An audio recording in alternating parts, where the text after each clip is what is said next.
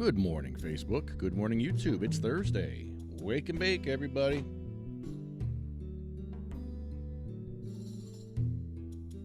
We got a big show today. Jason and Adam are coming in to show us part 2 of the RSO series, how to make RSO oil with a 20 to 25% return on your investment. Also, how you recycle the alcohol. And we're going to have the anatomy of an unfriending. I just got unfriended this morning, and I wanted to find out why. Because when I get unfriended, nobody actually ever says anything to me. They unfriend me. And I find out immediately after, and I'm like, why'd you unfriend me? And a lot of times people are like, oh, I didn't mean to. Oh, it was my grandson had the computer. Oh, I did it by accident. Oh. And I hear all kinds of weird excuses. And then today, apparently I'm collateral damage in a relationship. my friend broke up with his girlfriend, and his girlfriend's telling everybody all this stuff about me now, because when a narcissist can't control you, they can try to control what people think about you. So my friend's girlfriend is actually out there spreading all these rumors about me now, saying that I laughed at her domestic violence. Oh wow, really? I laugh at that? Okay, sure. My mom has been going through domestic violence for 30-something years. I believe I have a dog in this hunt. So, yeah, you're not going to lie about that on me. So, don't believe what you hear when you hear stuff like that, because it's just not true. And come to me first. But no, people actually unfriend me and get the truth later and then feel sheepish. And then try to friend me like a year later. But then it's too late. It's crazy. Facebook is toxic, man. Such toxicity and such narcissistic people on here that want to control what others. If they can't control you, they want to control what others think about you. It's really disgusting. Nice face.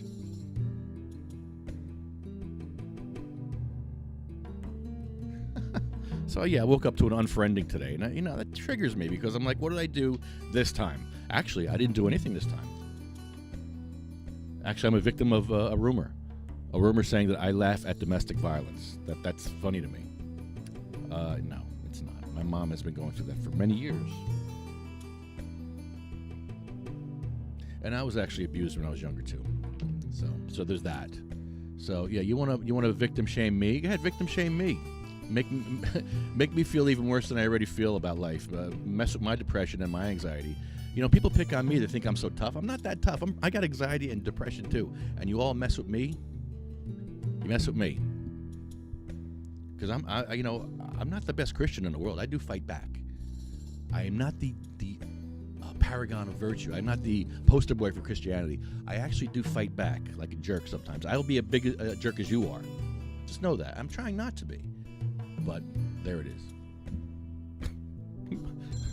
Uh-oh.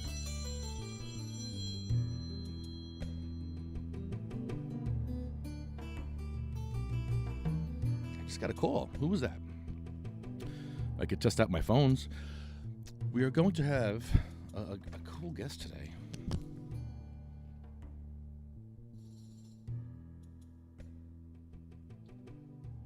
Lance Scott is going to be on today. Lance Scott from California, Prop 64. Very interesting topic. And he's looking for patience. So, Lance, you've come to the right place. If you're listening, you've come to the right place. But everybody here is on stoner time. As you can see, I'm by myself. Chris is not feeling well. So he couldn't make it. He's not feeling well. This weather is awful for patience. Be right back.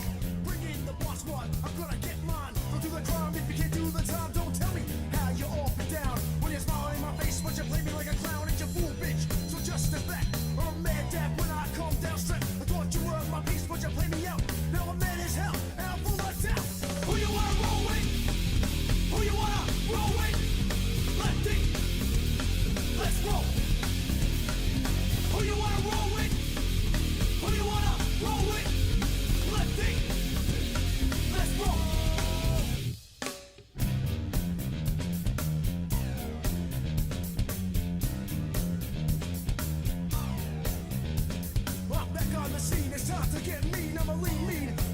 machine. For what people stay, they sway. For today is good as any day. You feel slightly let's resist. Raise your fist and pump like this. Promises all the time. Don't cross the line, and you know it's mine. Who you wanna roll with? Who you wanna roll with? Lefty, let's roll. Who you wanna roll with?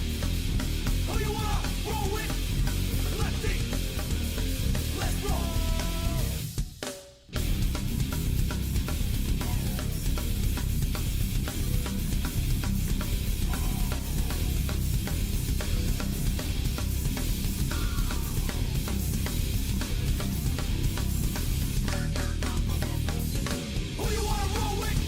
Hey, Dan. What's up, Sean?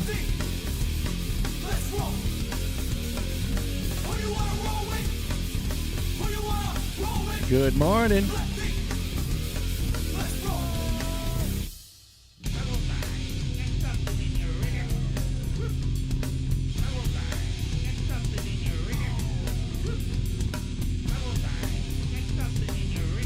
Oh, Dan, were you trying to call me? Ah, there we go. Oh, there's Lance. Lance, yeah, give me 5 minutes. We'll start with you.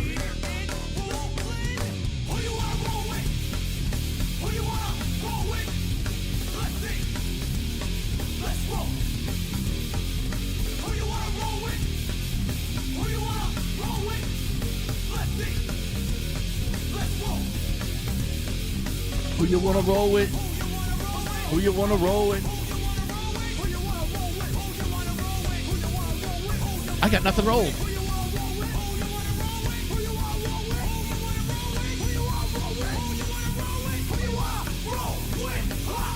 All right, good morning, everybody. It is Thursday. Let's get into it. Smoke them if you got them, PPP. Let me get some wax in me real quick. I got my honey badger, which I love very much. It's a mojito. Like my Jeepo, it's a mojito.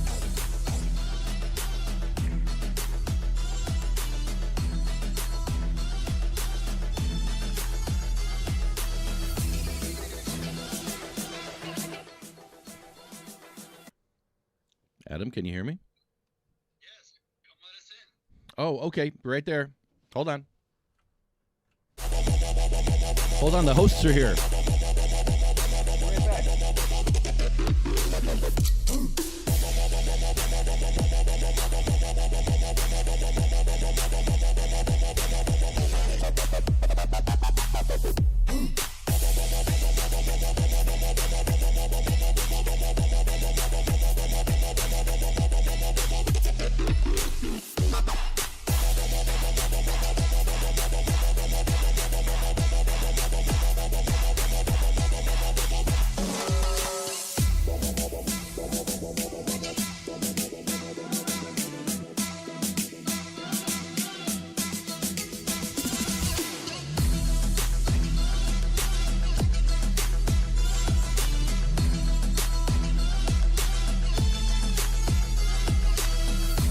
Guys, wow, got a lot of stuff to set up today. Cool. Hold on, let me turn your mics on so I can even hear what's going on here.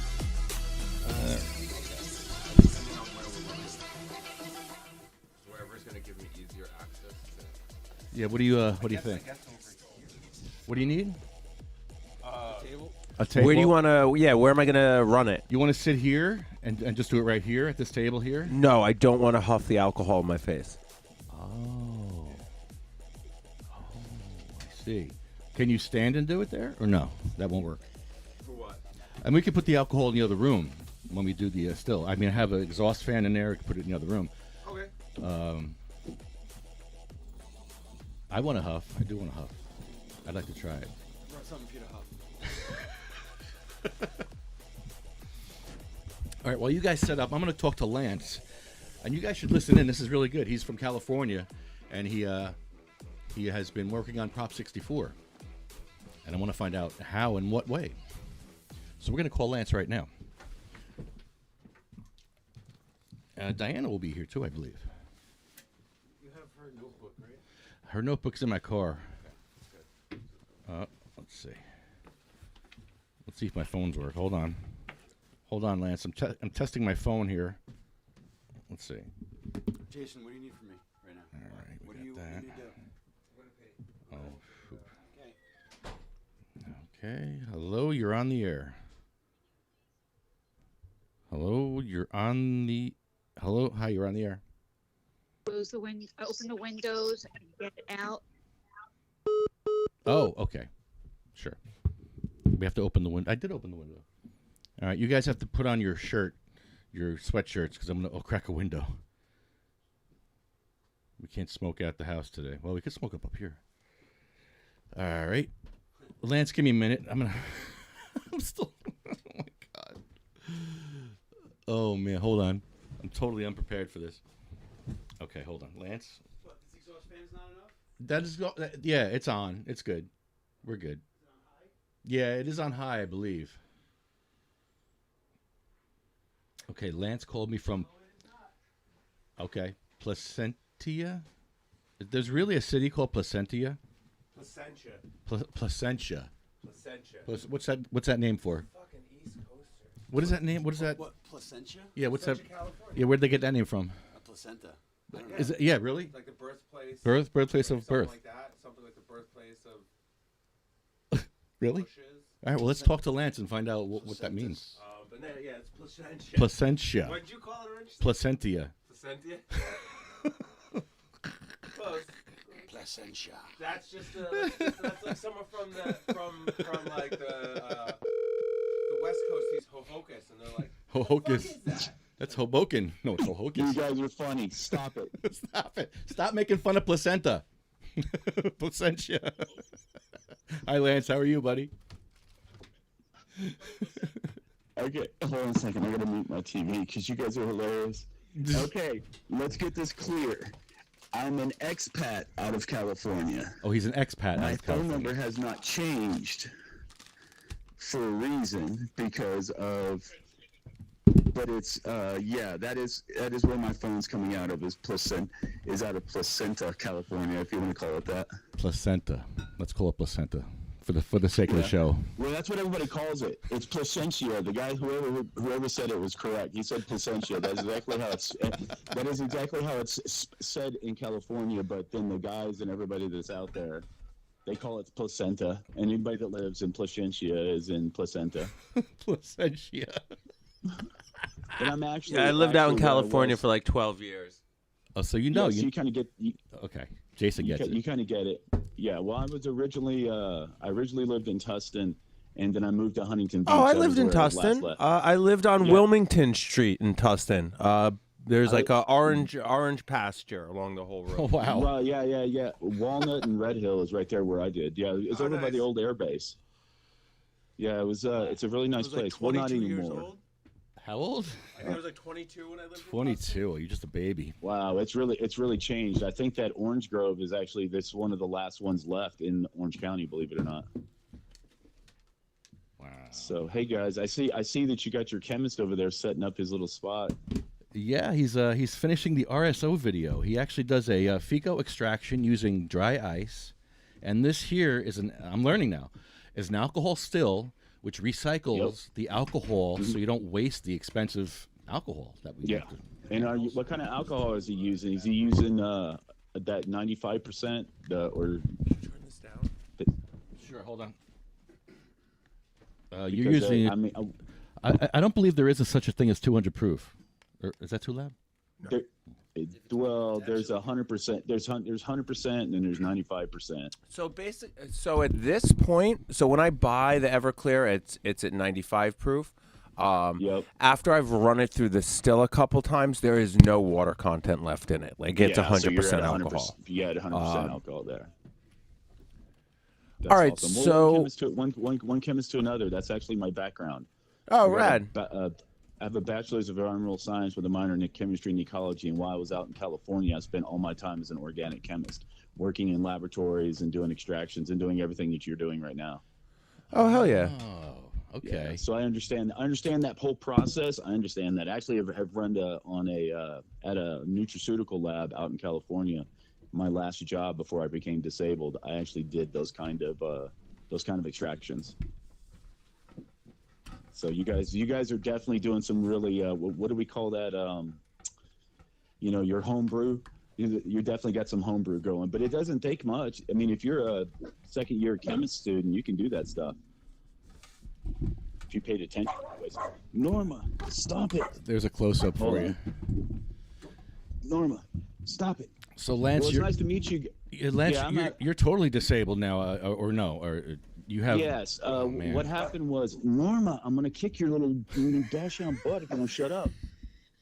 So, anyways, to give you a little backstory, is that I was originally born in Texas, got trained and educated out of the University of Houston, and then made my way to the University of Arizona, and that's where I worked in the plant sciences building. Believe it or not, on the Arizona campus, there's a Kemper Marley building, and there's actually a Lab 420. And so I worked in actually a genetics laboratory doing Oryza sativa and Oryza indica, which is basically rice research. And once I graduated and got out of the University of Arizona, needed to find another place to go, so I migrated to Southern California. All the while, I was involved in all cannabis-related stuff, but you had to be underground, and you still have to kind of be underground because you don't want to be blackballed.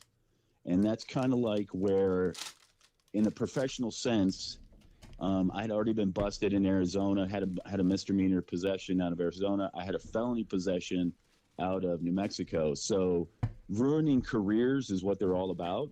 And so I got really active with patients, Prop 200. Moved out to California, was doing 215 work. And 215 work is really difficult to explain to people because they started in 96. And now here we are in 2022, and not too many people have had exposure to Prop 215. And Prop 215 went through a nice pathway. It went from, Prop 215 to State Bill 420 to, the AG guidelines. And most people don't have to understand that. I still got my Prop 215 paperwork. I kept it all. Do you really? Yeah, why not? I have. Well, the interesting thing about my Prop 215 paperwork is one of the first doctors that was arrested, his name is Dr. Eisenberg. Now, he got arrested later on because of the paper mills got started up. And instead of spending $150 on your script, he started spending $40.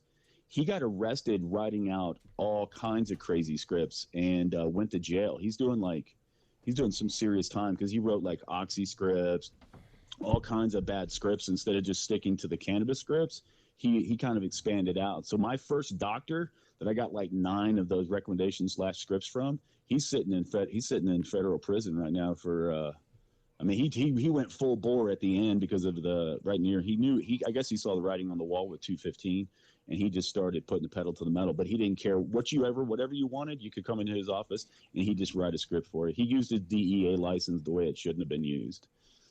So, but anyways, let's just get through it a little bit faster. So anyways, Prop 64 got ran in 2016, and everybody thinks, oh, that's great. That's the year Trump ran. Well, no, it was a ruse out in California. They got everybody to sign on to this 210 pages of regulations that pretty much decimated Prop 215. It dismantled 215 immediately in 2016.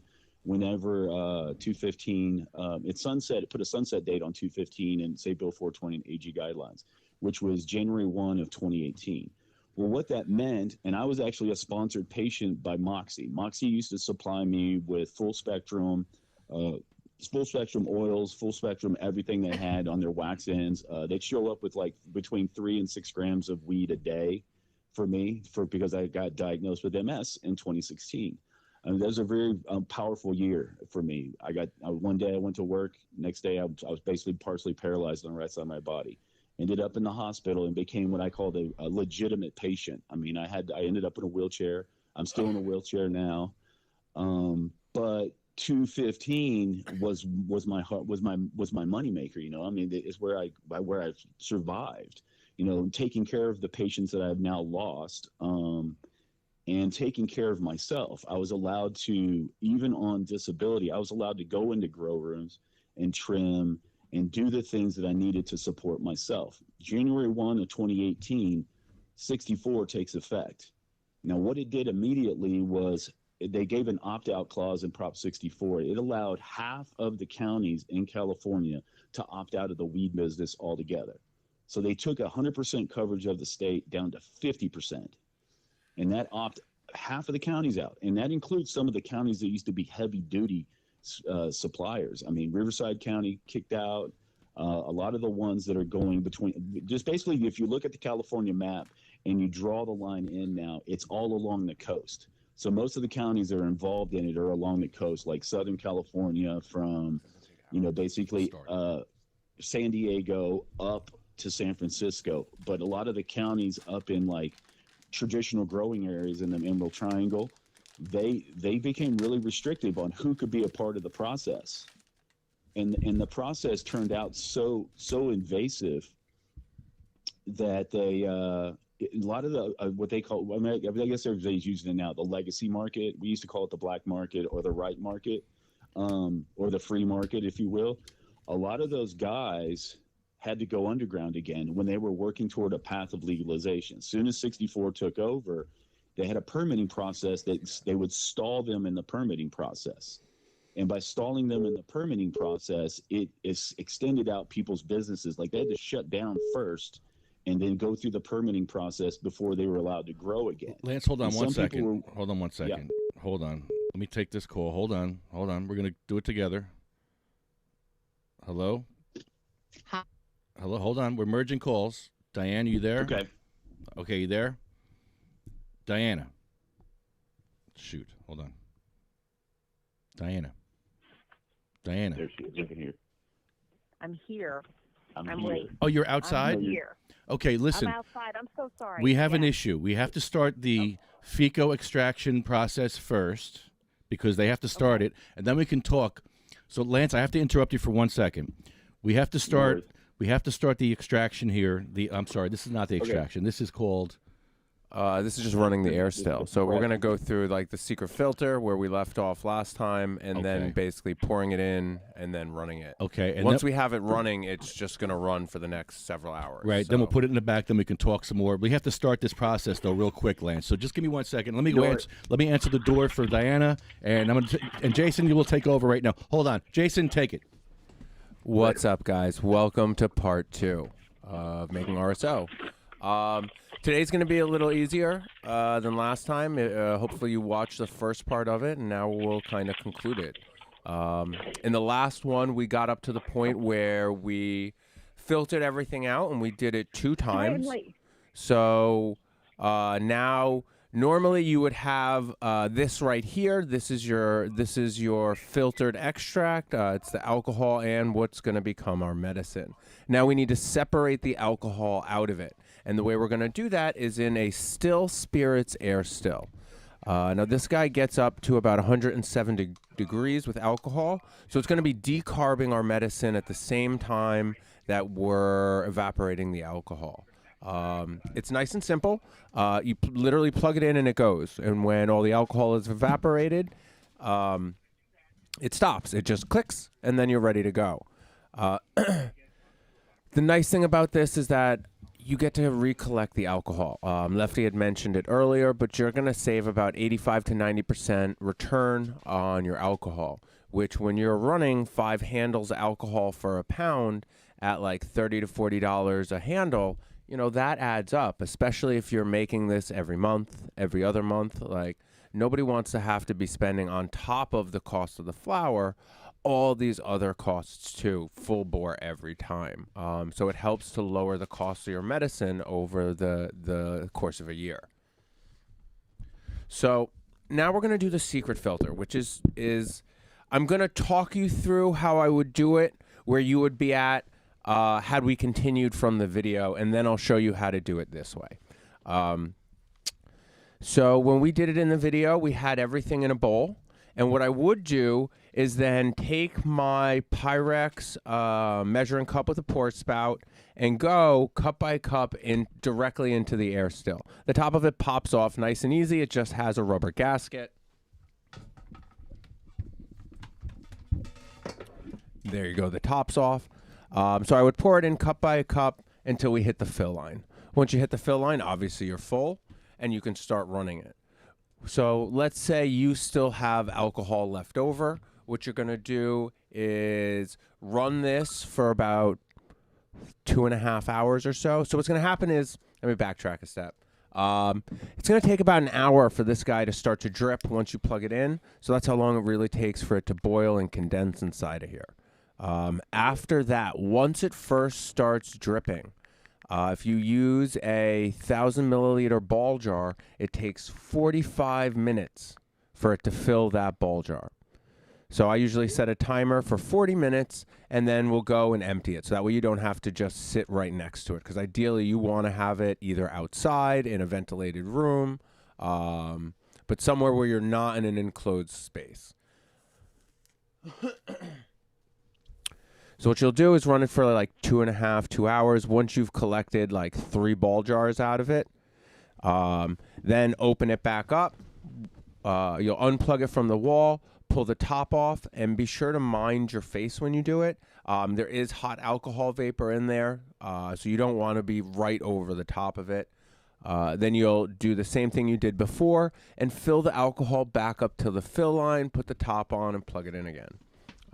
Today what we're going to do, I'm going to do a smaller amount. So after you're done with the 2 filter stages, what you're going to want to do is allow it to sit for like 20 minutes or so. And what that does is allows a sediment to fall to the bottom. And that sediment you do not want in your medicine. What happens if you get that into your air still, it will burn and leave a foul taste inside of it. Also, it will clog up the syringe, so you won't actually be able to pull up your medicine. And if you ever had to use it without a syringe, it's quite an unsavory process trying to spoon it out there with a spoon or something. So what we're gonna do is pour in about 95% of everything that we have, and there'll be a little bit left. You'll see the cloudy stuff in the bottom of here. You'll see it in a bowl. You'll really see it in the jar. Lefty, can we get a close-up of the bottom of here? Just be careful not to agitate it too much.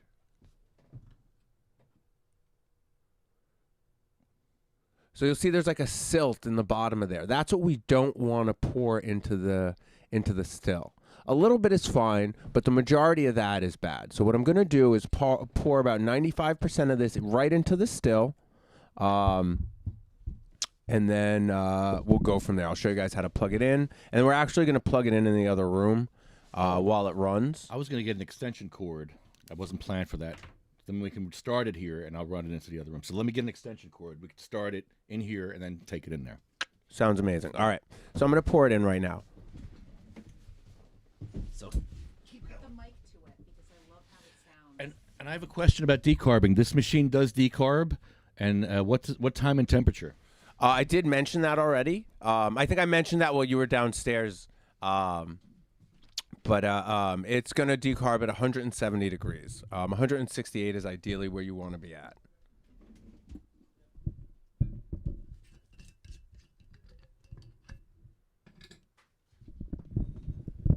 There's a whole science for films with sound.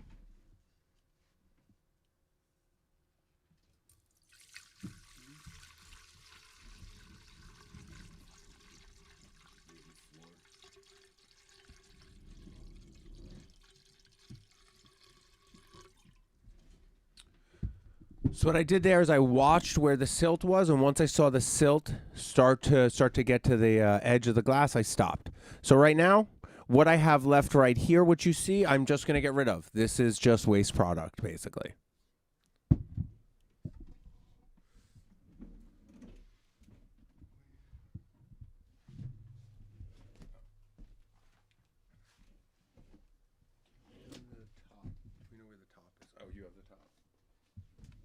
What got knocked off? All right, so I only have a little bit in here. I have enough that is enough to show you guys, and then I can show you how to syringe everything, but way less than I would normally run.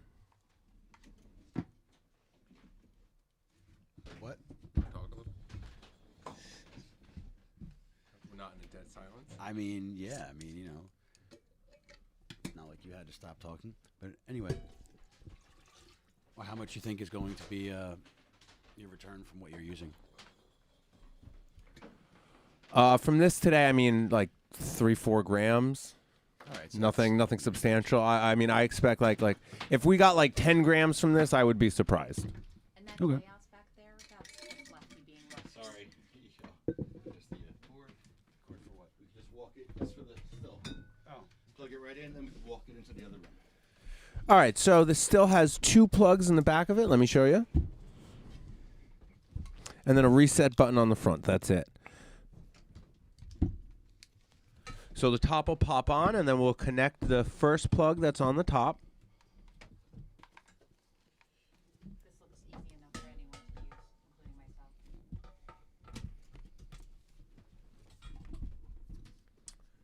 The extension cord? Lefty, I don't think my mic's on. Sorry. It's okay. I've been muted before. I've been muted That before. was intentional. It's No, all it right. wasn't. No, it wasn't. All right, so as soon as you plug this guy in, it's going to start up. That's it. And then as soon as it's done, it's going to stop. That's it. If you have it plugged in when it stops and you needed to run it a second time for whatever reason, there's a reset button. You touch that reset button and it starts again.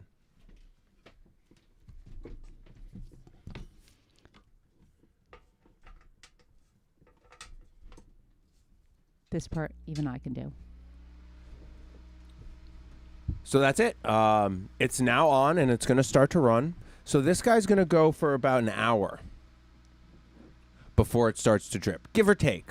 Today it's actually going to take less time just because there's so little in there. So the overall amount will take less to boil. So we'll actually be pretty quick with it today. And what I'm going to do is take my ball jar, put it right underneath. And that's it. Now, this guy I'll usually set up in my kitchen. If I'm doing it at home, right next to a fan in the window, that'll suck out. For this next part, like I said, about an hour. And then to fill up this jar, once it starts dripping, takes 45 minutes. So set a timer for 40.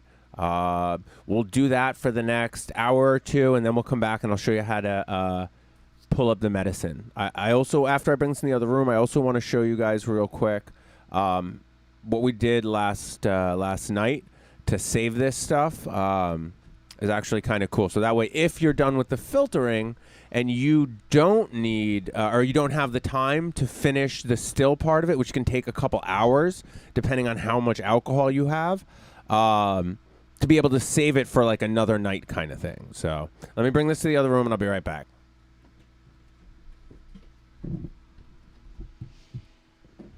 I would sing, but you don't want that. So I'm just going to wait for them to come back. Put everything away.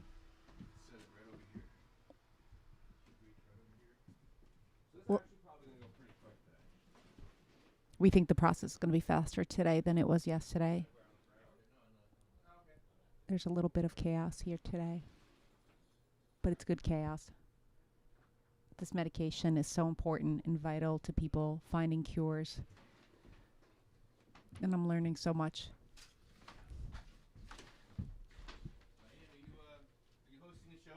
I am hosting the show, Lefty. I'm saying that I'm learning a lot. And yes, I could swear in Polish. Then I wouldn't get us off the air. I was wondering, were you talking? By the way, Lefty, did you not feel my phone under your ass on your seat? Excuse me? I was looking for my phone, and it was somehow on your chair. What am I, the princess and the pea? Yeah, exactly. What do you think I am here? All right, the last thing I want to talk about real quick before we get to waiting. So what we did last night was I wanted to be able to just do this last part for you guys. So I just saved the alcohol. And what happens is you still have CO2 inside of your alcohol, even though there's no more material left in it. It's in there and has to dissipate still. So I was worried about filling this guy up, and you can see the bubbles in it like you would with a soda. So this guy is meant to hold a vacuum, not meant to hold pressure. So like not okay to have pressure building up in these guys. So what I did was literally just took my ball jar and a screwdriver and a hammer and slammed a hole in it. so that this way I could wrap it up in a towel in case a little bit spilled out and just had it dissipate overnight. When I got home, I just popped them open so that way it could finish. And then to make it transportable today, I just took some tape and threw the tape over it. Ideally, this isn't a long-term storage thing. The tape, you would use a fresh top once it's done dissipating. But this way you can run it in the still at a later date. And same thing you keep with your medicine, keep it in a cool, dark place, and that's basically it. Now, this is done because you have to stop at some point. And say a patient has to stop. They can't do a whole 8-hour day, and they have to stop after a certain point. This is what would happen. They would have to jar all the oil and put a hole in the top. Yeah, and then you can just kind of store it somewhere. Like I would store it, in the bottom of the closet or somewhere overnight. If you want. So last night what I did was in the bowl, your CO2 is going to dissipate quicker. There's more surface area for it to warm up.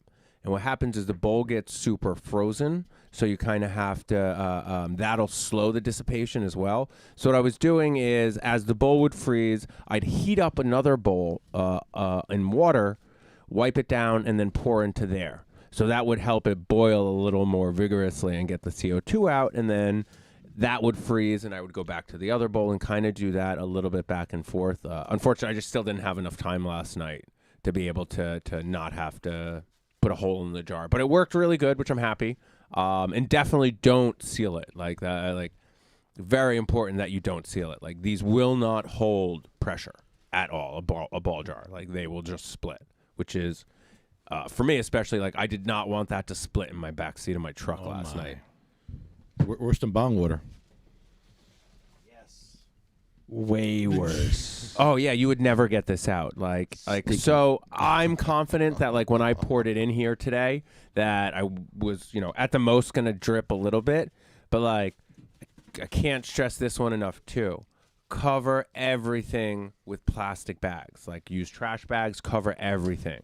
Cuz like you saw by the end of the filming last night, like we had a huge table, like it's covered in just, different pieces of like little droplets, pieces of weed, all stuff that's sticky, all stuff you don't want on anything that you own. It was a petri dish. Yeah, pretty much. Yeah.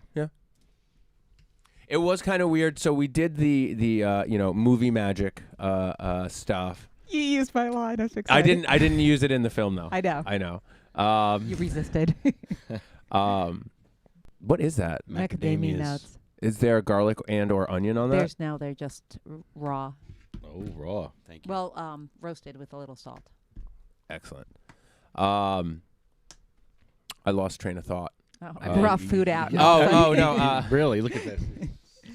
Tropical nuts are the best. That's what she said. Pause. We did the first parts of the film last. Which confused the hell out of me. I'm Polish, and I'm like, wait. What step are we doing now? Yeah, you don't have to do anything in order. So I ran the last part and the first part at the same time to save time. Would it end up being a little over 9 hours we were there yesterday, Adam? It was a pretty long day. About that. No longer, maybe. What time did you guys leave? Because I bailed a little bit earlier. We went to Metuchen. Is that how you say it? Oh, that's Spanish afterwards. No. We went like Metuchen, the town. Oh, okay. That's a Metuchen. Metuchen. Okay. Okay. It's like placenta.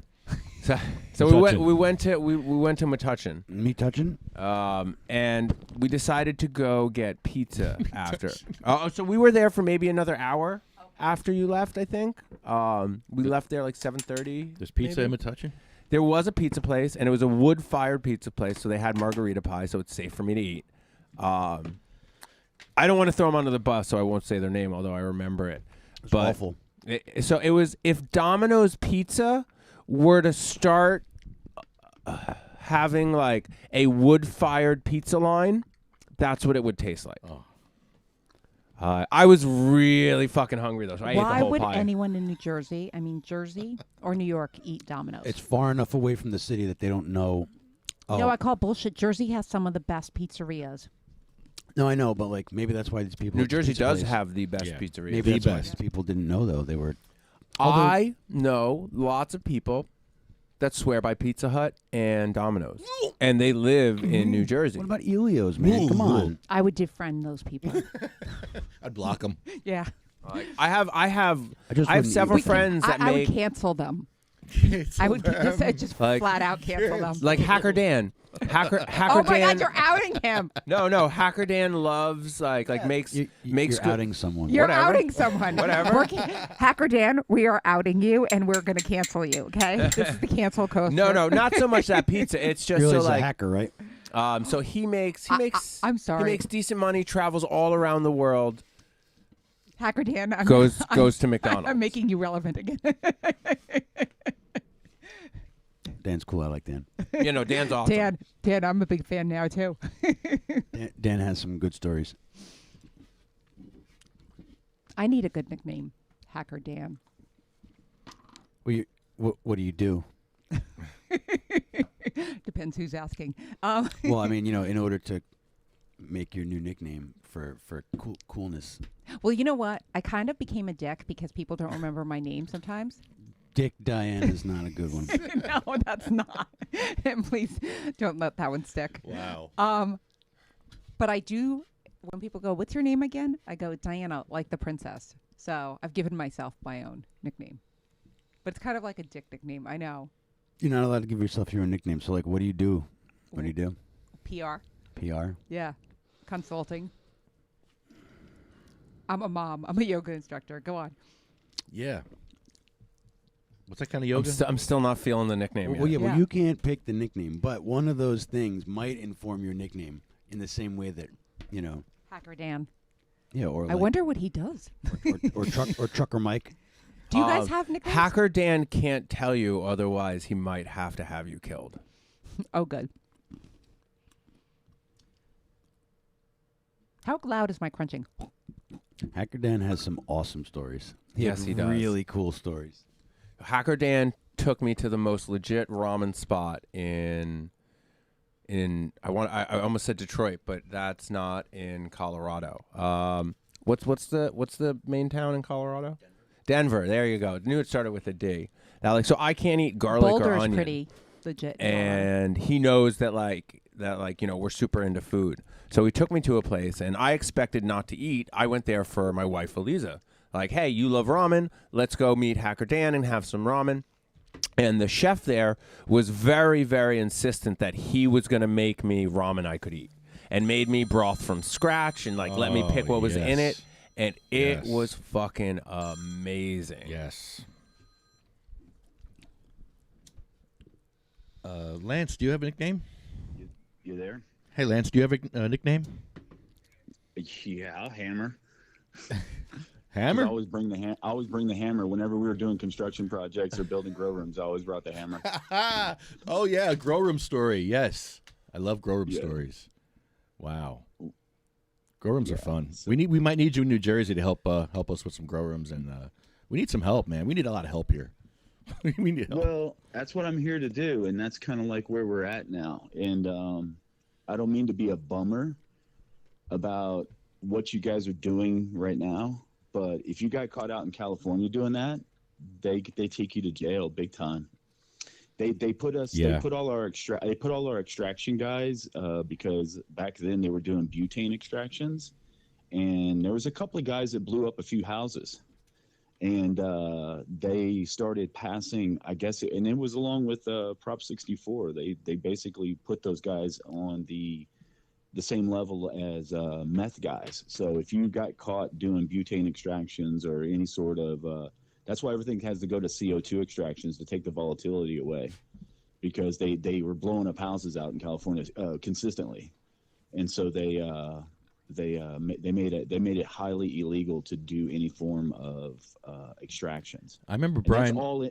that's all in Prop 64, and that's kind of like where, I mean, everybody else is kind of just starting this whole legalization and recreational kind of stuff, and nobody's reading the actual meat of the laws, and things are being taken away from us, because originally with Prop 215, it was one page of regulations.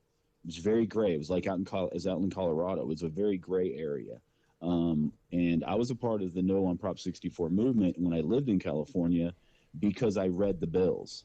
I read everything that was a part of the whole project. I spent time actually going to the normal meetings and doing my due diligence to be out there, because I saw the writing on the wall, what was coming. It was unfortunate that the heavy players, and I don't want to mention any names, but they know who they are. They were the people that were going to benefit the most from the legalization of weed. It became sickening to my stomach, because yes, I got diagnosed. Up until 2016, I was a fully functioning chemist working in a laboratory, doing some heavy duty stuff. Actually, I was an SME for a lab called Alchemist Laboratories. I mean, the subject matter expert in the area of cannabis, in a nutraceutical lab, one of the top nutraceutical labs out there. And was my main focus was cannabis and cannabis research. There were other people that were area of expertise, like in hops. They had over 6,000 different specimens in their basically in their storeroom. And so we always did plant identifications, and we always did the, when you look at the monographs for defining what a plant is, this is what Alchemist was doing. Now they've stalled on any sort of moving forward. They'll identify whether they're the presence of stuff, but they were not going any further because the feds have stalled out on legalization efforts there. So when Prop 64 happened, I get diagnosed with MS, and I'm talking about a progressive form of MS that took away the right side of my body immediately. Immediately. So sorry. I could not move. And so it became imperative for me to be a part of a patient network. But what I started seeing was access to my patients, or access to the people that were true patients and not recreational people, started falling by the wayside. And then people started dying. And I don't know if you guys have patients that have died on you. Yeah. But I've been doing this since '94, and I've probably lost 25 really close friends that I used to deliver on a constant basis. And I used to deliver medication pre-215 from, I would go all over the country. I've delivered from LA all the way to Florida, and from Florida all the way up to y'all's area in New York and Philly. I used to be one of the guys that used to bring the half tons and the tons of weed from Tucson, Arizona, up through the 40 and over across the country consistently. But I had a part of my operation that was specifically handing over cannabis to patients. I made sure the guys that I was delivering to were taking anywhere between 250 pounds to 1,000 pounds, and making sure that they handed that, because I would give them discounts. I mean, we were selling these pounds for $450 a piece. So I made sure that I discounted my weed to enough to where they could hand out if they needed to, if they came across somebody that was in a wheelchair, that was handicapped, that had cancer, because it was very imperative for this whole thing to get out nationwide. Now, we've stalled on a nationwide effort, and we have 38 states out there, people. 38 states. We have more states that have signed on to either medicinal or recreational right now, that we should already had this discussion in Congress, and it should already be deregulated federally. I'm not talking about regulations of any type on a federal level. I want deregulation on a federal level so that each state can then determine what they want to do. But within those states, they have to understand that they cannot make it difficult for patients to get access. Now, I was extremely upset, so much so that I pulled up stakes in 2018 and told everybody to screw off out there. All the growers that I was working with, everybody out there, and said, I'm going to Texas, and I'm going to prove to you that this can be done on a national level. So I moved back to Amarillo, Texas, and most people said, dude, you're crazy. You're moving behind enemy lines. You're moving into Texas. They still arrest people for freaking weed out in Texas. And I go, yeah, I know, but I don't care. I don't care. I'm willing to be in a wheelchair inside of state prison, federal prison, county prisons. I don't care. I don't care anymore, because of the fact is that nobody is speaking out for the patients. Now, the recreational people, you guys are getting all the biz. All the recreational people are they can go from Be Real to, all the guys out in California, Dr. Green Thumb. And you have to realize people like Dr. Green Thumb and Tommy Chong. The reason why they're getting their businesses is because Prop 64 was written and designed for them. Written and backed up and designed for them. Look at New Jersey's like if you want a bad read New Jersey's program. It was exactly the same thing. Everyone was talking about, like, I don't think that we should vote for this. Like, this is nothing more than a cash grab for like 7 different companies. For a select few. Like, we sold our program to Canada. I regret my vote. I have voter regret. I do. Well, and a lot I of voted people no. do. I stood my ground. And I did too. I still have my No on Prop 64 shirt, and I actually wear it sometimes because people think it's an anti-weed shirt. Yeah, I was and wrong. It's hilarious. I was wrong. This is disgusting what they're doing. It's disgusting what they're doing in Jersey. It's really bad. Really bad. My girlfriend's from New Jersey, and she's been begging me to go back to New Jersey, and I want to go visit. But the one thing that I'm afraid of is the actual movement. That once you go back there, that you'll be extremely upset with what has happened, because I've been through this already. You have to understand, I've been through it with Prop 200 in Arizona. I've been through this with Prop 215, and I worked through the process of 215, State Bill 420, and the AG guidelines. And the AG guidelines were written and designed by Kamala Harris, one of the number one cop in the country back in California. Yeah, I lived in the Bay then when she was our DA. Oh my God! You were there before she was an attorney general, so you saw the corrupt nature. I was so surprised that she was like when they picked her for vice president. I was like, you guys don't fucking know. Like, you don't know what she did to that fucking state, what she did to fucking patients' rights, what she did to fucking minorities' rights in that state is fucking appalling. But yeah, now she's vice president. Good job. Now she's vice president. Great job, guys. And so for me, it's one of those things where you have to pick and choose your battles, and you also have to be safe. And you have to understand, when you go from making, I don't know, a good amount of money as a salary as a chemist, and then you're put on disability, the majority of those homeless people that are out in California right now are on some form of disability, and it's not enough to live. So you have to make a decision for yourself. Are you going to live in the streets in a tent in Skid Row, or are you going to move someplace where you can actually be safe and live on a disability budget? So me moving to Texas was a financial call. No, it's a family call and a financial call. I live in a house now. I used to pay $2,000 to live for the privilege of living next to the beach. And as a 2-bedroom apartment, my kids went to school out there. I paid $2,000 to live next to the beach, and that's just rent. I heard last week that same apartment is $3,000. I don't bring home but about $1,200 a month with disability. Are you kidding me? You want me to go out and start getting loans to live next to, and just have the privilege to live in a state where there's recreational weed? Nah, ain't gonna happen. So then I moved back out here to Texas. I've been here since roughly 2018, starting to go through the whole process of setting up my doctors, going to see doctors and all that other stuff. But I don't have access to what we would call medical grade weed. Texas is a medicinal state, people. We have 1%. Now listen to me. We have 1% THC level medicinal weed. Do you realize how much weed I would have to smoke for some medicinal? Mail? Wow. you need some mail? Do I need some mail? Oh yeah, I'd love some mail. Wow. I would love some mail. But it's the situation is that it's the ruse that the state is trying to do right now, and that's what I'm saying. The ruse is Texas is going to piecemeal, and this is very important. Everybody needs to understand. They're going to piecemeal the cannabinoids. They're going to separate Delta 9, Delta 8, and as many cannabinoids as they can out of the plant. They're going to make it. They just already started the attack on the Delta 8 people down here. Everybody that was set up after the Farm Bill. It's okay to do Delta 8. They just started raiding people here that do Delta 8. They've had to I think a judge had to come in and put a restraining or put a stop to it. So all of these things are what I call red flags. So people need to pay attention to the red flags. And the original red flag, and this was a whole documentary that I did with Weed Maps. And this is how I got started with this. It's called Uprooted. All you have to do if people want to watch it, it's on Weed Maps.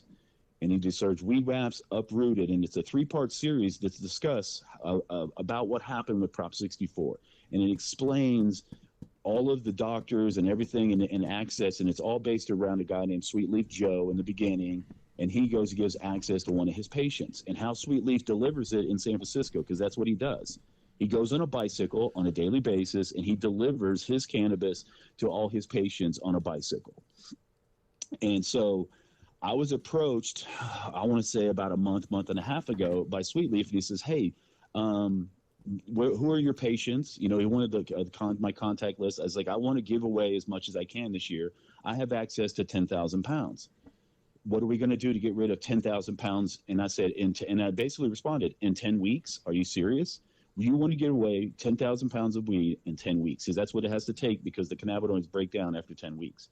I was like, that's impossible for what you're trying to do right now, because you have a bicycle and you're in San Francisco and you're going to go around and try to give away 10,000 pounds of weed. They'll arrest you eventually based on the fact that you're trying to put 10,000 pounds of weed on the street, and you know it's going to fall into the black market's hands, because that's the big defeat now.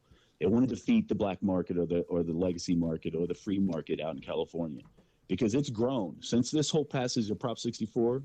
The black market in California has grown fourfold. I think the legal market is $2 billion. The black market is at about $8 billion right now. So it's crashing out in California, and it's all because of the legislative regulations that people like Kamala Harris, Gavin Newsom, and these crooks. These crooks is what they are, and they were designing Prop 64 to come in and blow up the state. And when they blew up the state, a lot of people had to leave. And that's what's going on now. There's a mass exodus out of places like California because of this one issue. Most people think it's an economic issue. No, it's because a lot of people do not like what's going on the state level out of Sacramento. And for me, I got involved when I was back here in Texas. Weed Maps just called me up one day and said, hey, would you like to be in this documentary? We need to discuss design it up. And there were 6 of us that did lengthy interviews. And I was one of the people that set in for 3 and 4 hour meetings to design what this little 15-minute documentaries are supposed to look like. And as that, signing releases and doing all that stuff. But when Sweet Leaf approached me to give away this 10,000 pounds, I sent a proposal to these people to say, let's do this. Let's don't worry about just California, because it's already a crashing market. Let's do the whole nation. How about that, guys? Y'all want to take some risks? Let's find one patient in every state to be the designated patient representative in that one state, and we can give that man, just give him 100. Just give him 100 pounds. You don't have to give him 1,000. Just give him 100, and then he can take that 100 and spread that out to how many of the patients he wants. Because I know right now I have a patient in every state that's surrounding me. I have a patient in New York. I mean, not in New York, in New Mexico. I have more than few patients in Colorado. I have people that I know in Oklahoma, Louisiana, and Arkansas, and I have a shit ton here in Texas. But it's illegal for me to hand them anything over 1%. If I had some CBD specific, 1% maybe THC on it, THC levels, and they just increase it from 0.5% up to 1%. So thank you, Greg Abbott, for increasing it 0.5%. So it's a battle that's not over. And this battle is going to continue into the future. We just have to make sure that we get the word out. And the one thing that I've noticed is people within the states don't talk to other states. Whoever's in, like I'm right now talking to you guys. You guys are in New York and New Jersey. I'm in Texas. I've got people in California, and nobody knows what's going on because they don't talk on a daily basis. They don't know that 3 hours, people in Texas don't know that 3 hours north of here is a little town called Trinidad. And Trinidad, Colorado is the mecca of what I would consider is how the design of what it could be. They have a small town of 7,000 people, and within that town there is 32 recreational-ish type dispensaries. They make more money in that town based on the taxes of people coming from Oklahoma, Louisiana, Arkansas, New Mexico, and Texas, crossing state lines, turning themselves into criminals just to go get access. And you don't have to go very far across the border of there. I mean, Trinidad is right on the border of southern Colorado. And Colorado loves Trinidad because it keeps everybody out of Colorado Springs, Denver, even into the mountains. They've started spreading along the 70, but up in the hills, believe it or not, recreational and medicinal access, those people that live up in the hills, they have to go to Denver.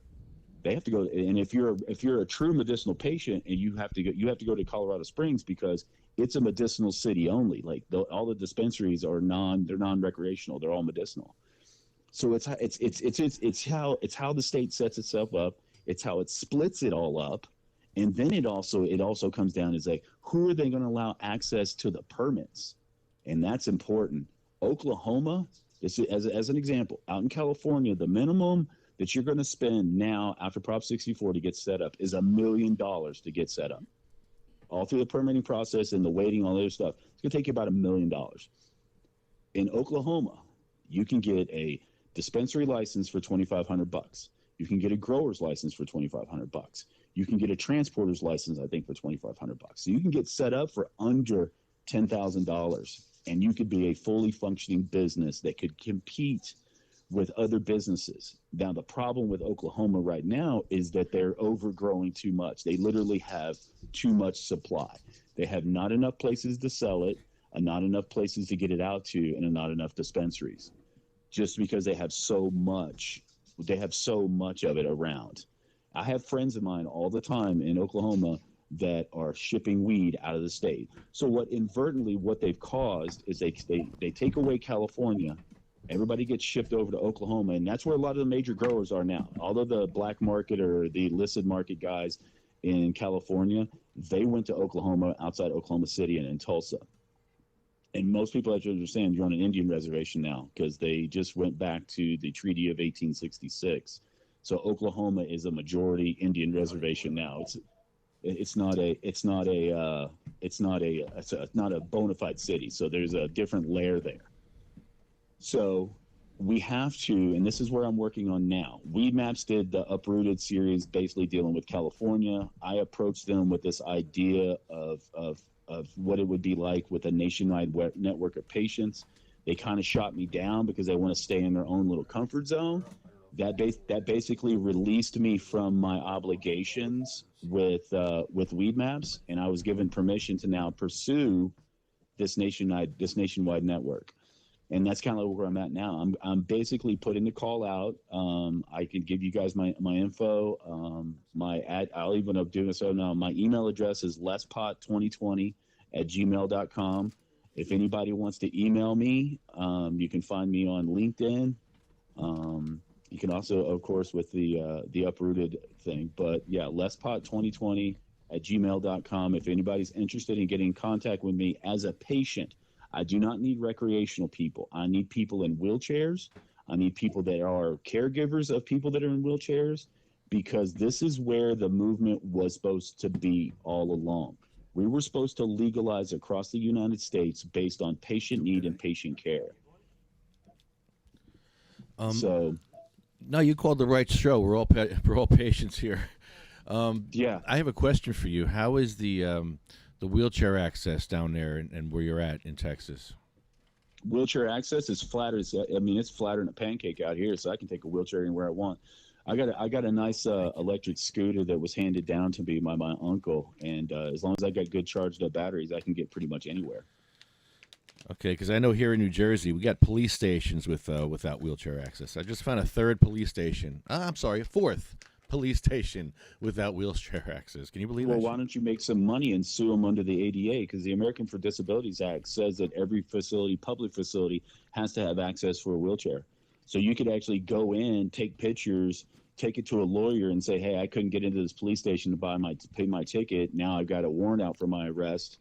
And you could sue them for violations on the ADA. I've threatened a lot of people with ADA lawsuits, because that's a bona fide avenue for patients if you're in an area that's very inaccessible to go after them. You'll be interesting to know that a town in the Colorado and Trinidad, you'd think it'd be hard to get around in a wheelchair. The whole town has ADA accessible sidewalks. They made it that way because they knew there were patients that were coming. So about 4 or 5, 6 years ago, they went through and changed all those sidewalks. Excuse me real quick, Lance. I got to touch on something real quick, and then we'll get back to you. What happened? No, nothing happened. All good stuff. All good stuff. So because we used so little alcohol this time for the sake of time in the show, it's already boiling and it's already producing. So this is what we have so far. You know, we have a little bit of stuff. Oh, right on. Hold on. Let me pull a video up here. We got a close up here of this. There we go. And this is full spectrum, isn't it? This is full spectrum. No, we're making You're full spectrum. So this is just the alcohol from the still. So what I'm going to do is I have another glass in the other room. Now that it's dropping, I'll have like a larger place to store it and literally just pour from one to the other. Dude, and then give me this a is shot your of that. saved alcohol. And then I'll just throw this back under and set my timer for another 40 minutes. With how much we already have, it's probably going to run for another 40 minutes to an hour before we're actually done making medicine today. So that's kind of cool. But let me go set this up again. Lance, Brian Wilson went out to Colorado because his daughter could not get the proper amount of medicine she needed here for her epilepsy in New Jersey. So he moved out to Colorado, and he made extractions with alcohol out there. His town outlawed extractions. Well, they were going to pass a bill. And he went there and explained to them that his daughter's life is at risk here, and you can't stop me from helping my daughter helping me save my daughter's life. And sure enough, they didn't pass the law. So it's going to take patience and caregivers to change things. That's what it's going to take because how do you want to make people suffer? It's like people are suffering and you want them to suffer more. And like, what? It doesn't work that way. It's going to take a lot of patients coming out of the shadows, too. People who feel like they're going to be stigmatized if they tell their story or their success stories, because it's easier to say you walked into a pharmacy and got something than using a natural plant. Because, I know people who, whether it be, police officers or whatnot, have used it and they are afraid to admit that it's giving them the benefits they need because they'll lose, their pension plan or whatnot. And it's a really hard thing to break because everything is against them. They could lose their livelihood, but really they want to shout it out from the mountaintops that they're finding the relief they're looking for.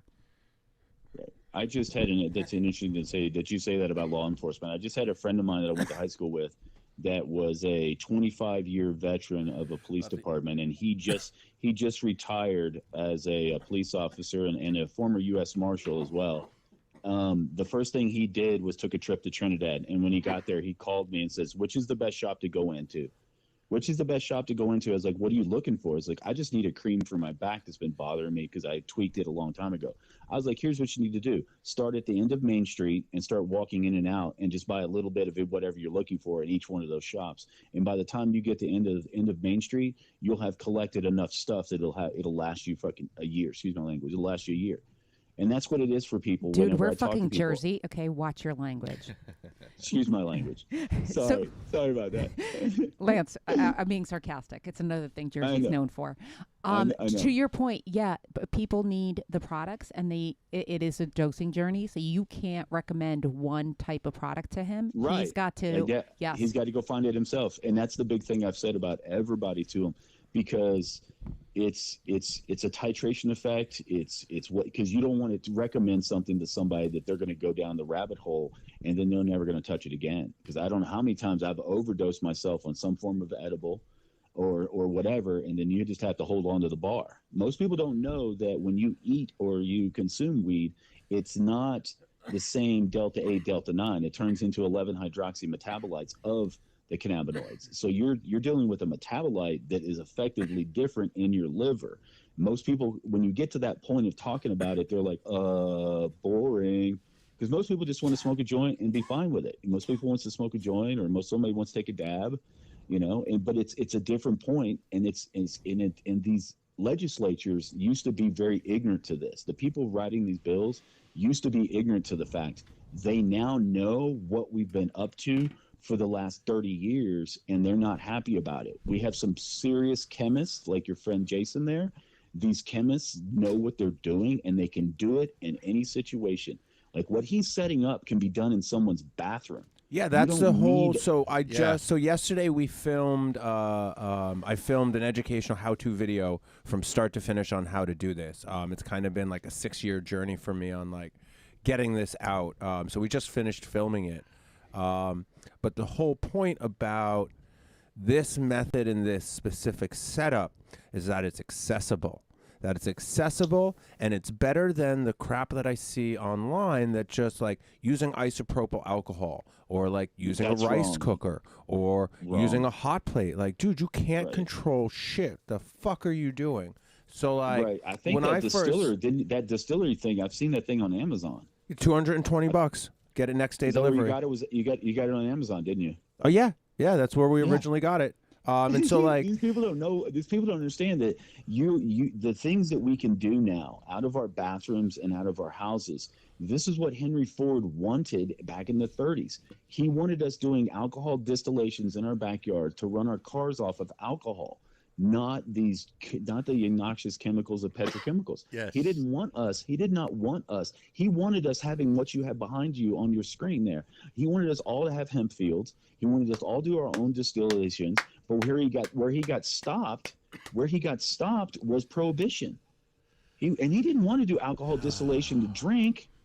He wanted you to do it every day in the process of running a still in your backyard, which everybody's grandfathers and grandmothers. I don't know about you guys, but me being from the South, my grandmother and grandfather had their own still in their basement. We still do in Poland. Everyone does. Whatever's in season, that's the moonshine we make. Plums, honey. Yes. Puerto Rican, same thing. Wow. We got sugar cane, we got alcohol. Yep. For us, it's whatever seasonal. But because of prohibition, we've now created this other prohibition. It's a prohibition on actually having the freedom to do what we want to do and how we want to do it.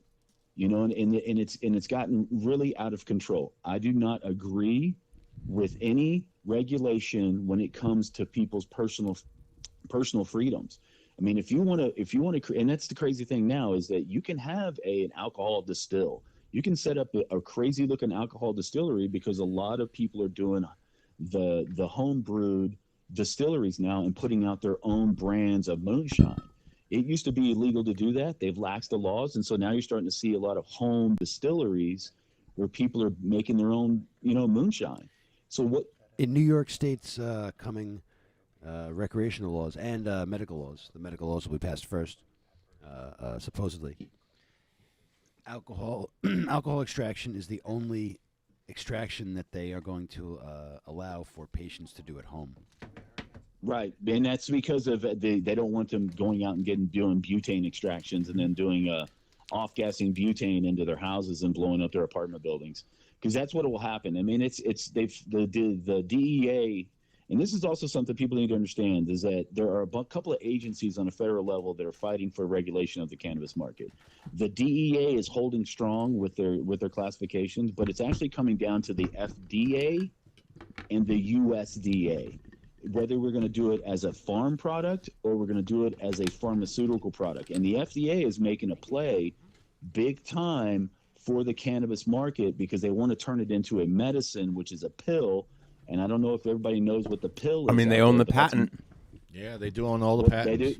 They try to. They don't own my own personal freedoms to do what I want to do. They don't own the plant at this point. No, I mean they own the patent to use it as a medicine. Like they've owned it for like that's what we're saying. Oh yeah. Like, they're. I'm agreeing with you. They're setting up this as a as a win for themselves. It's a catch-22. Okay, so we're all in the know here. So I think the only way to actually fight this, the momentum of this, is with religious use, especially if the federal government deregulates That's it. what they're doing out in California. They're setting up churches left and right, and they're having their little meetups at their church, quote unquote churches. Well, they've been going through. The crazy thing is that they're raiding those churches. Yes, they don't care. I was going to say they're the state once it's legal federally, or once it changes federally, then all that goes directly to federal court. But not everyone seems to pay attention to what other states are doing in terms of precedents and things like that. Like you were saying earlier, in terms of the rec market and the way the laws are written, Like, Well, that's where I'm at now. Like, if everybody that goes out and watches Uprooted Weed Maps and watches that, the documentary that I'm going to work on next is I'm coming out of it's going to be called The Modern Day Medical Marijuana Movement Behind Enemy Lines. And what I mean behind enemy lines is everybody's behind their own lines. Everybody's behind their own state lines. Everybody has their own battles, and everybody has to commit to their own fight in their own states. And those fights are taxing.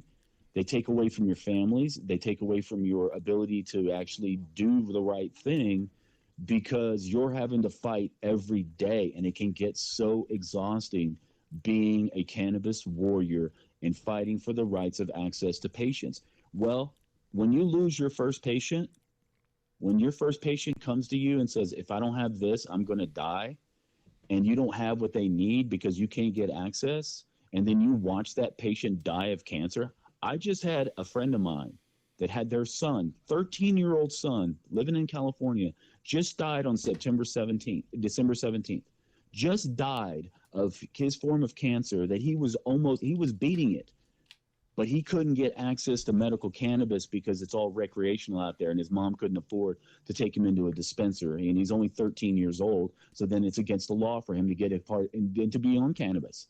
And this kid died, people, and this is that's what I'm talking about. We are losing patients on a daily, if not, an hourly basis, because they don't get what they need. They just don't get it. And it's frustrating, because I've been banging my head against this concrete wall since '94. And this is going on. I mean, I would love for the federal government to just decrim and deregulate and step out of the game and leave it up to the states. But we all know how that's going to go. I mean, we got Joe Biden and Kamala Harris. They're not going to do shit for us. Wait, tell me more about Kamala Harris. What did she do as the DA? He has the experience of the DA, besides dating the mayor of San Francisco and being Montel Williams' former girlfriend. How did she hurt? People don't know that. Has she heard patients' rights? What did she do for patients' rights? I heard she. Well, she helped do the AG guidelines, which was when Prop 215 passed.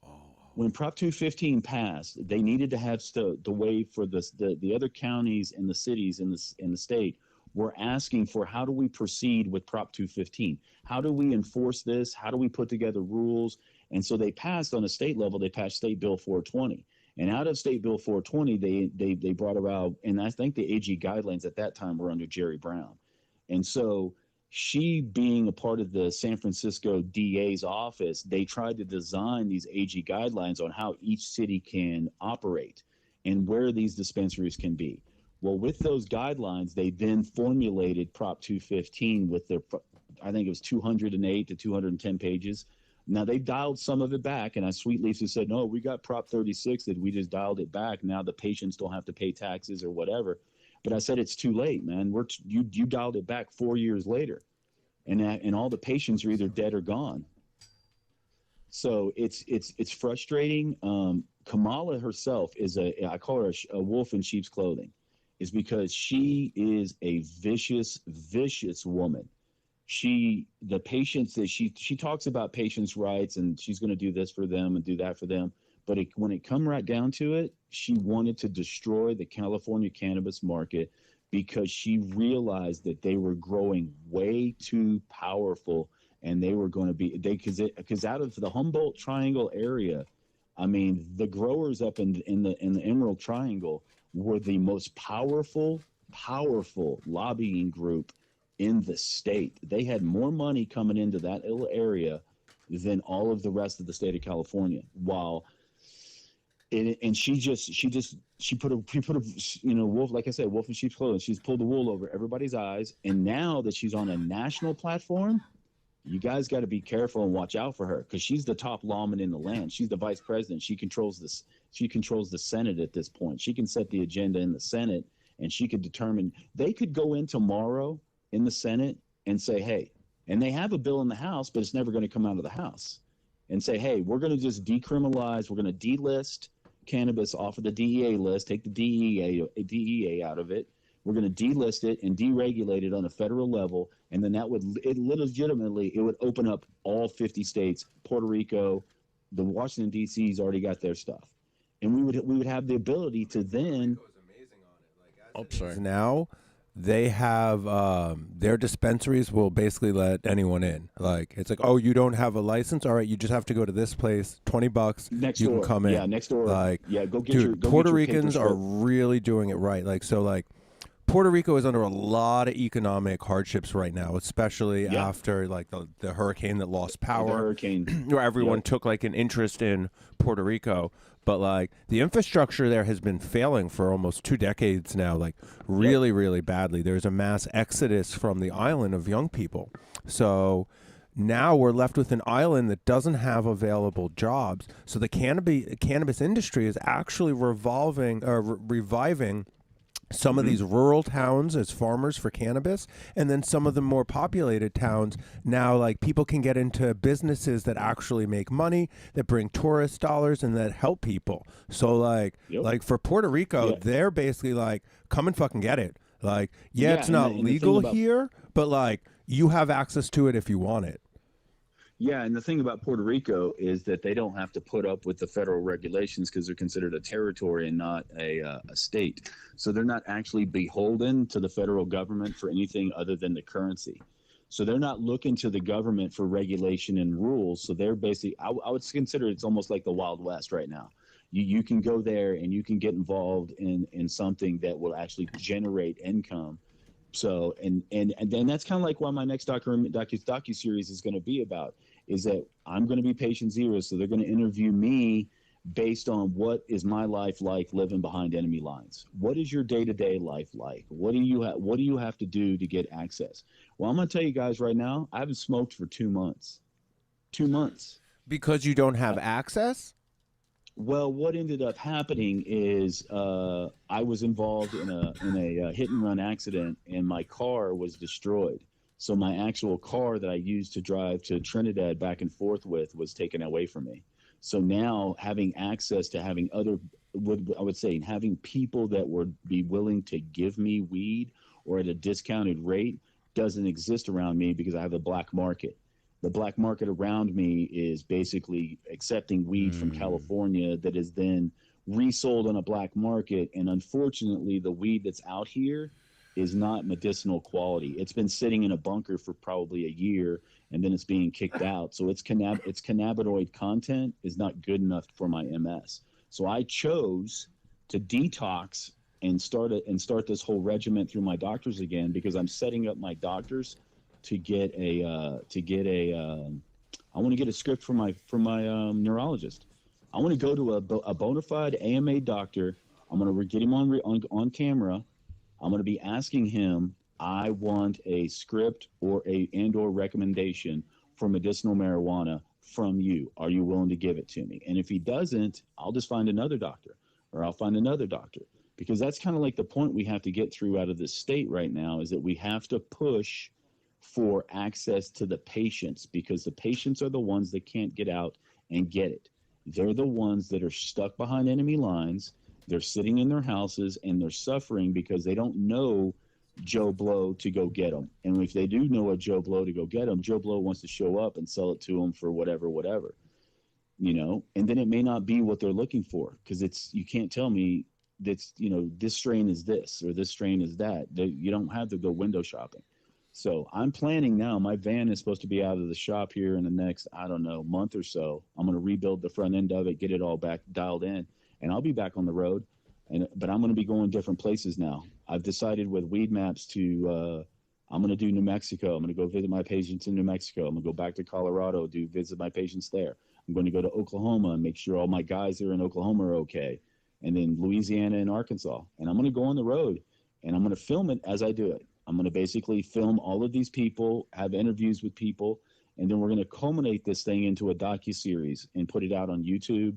We're either going to put it with definitely Vimeo and then YouTube, and then hopefully when I get my project finished, that Weed Maps will be on board again. But Weed Maps at this point is having their own issues. I don't know if y'all heard about what happened to Weed Maps. They got raided. The feds came. No. The feds came in.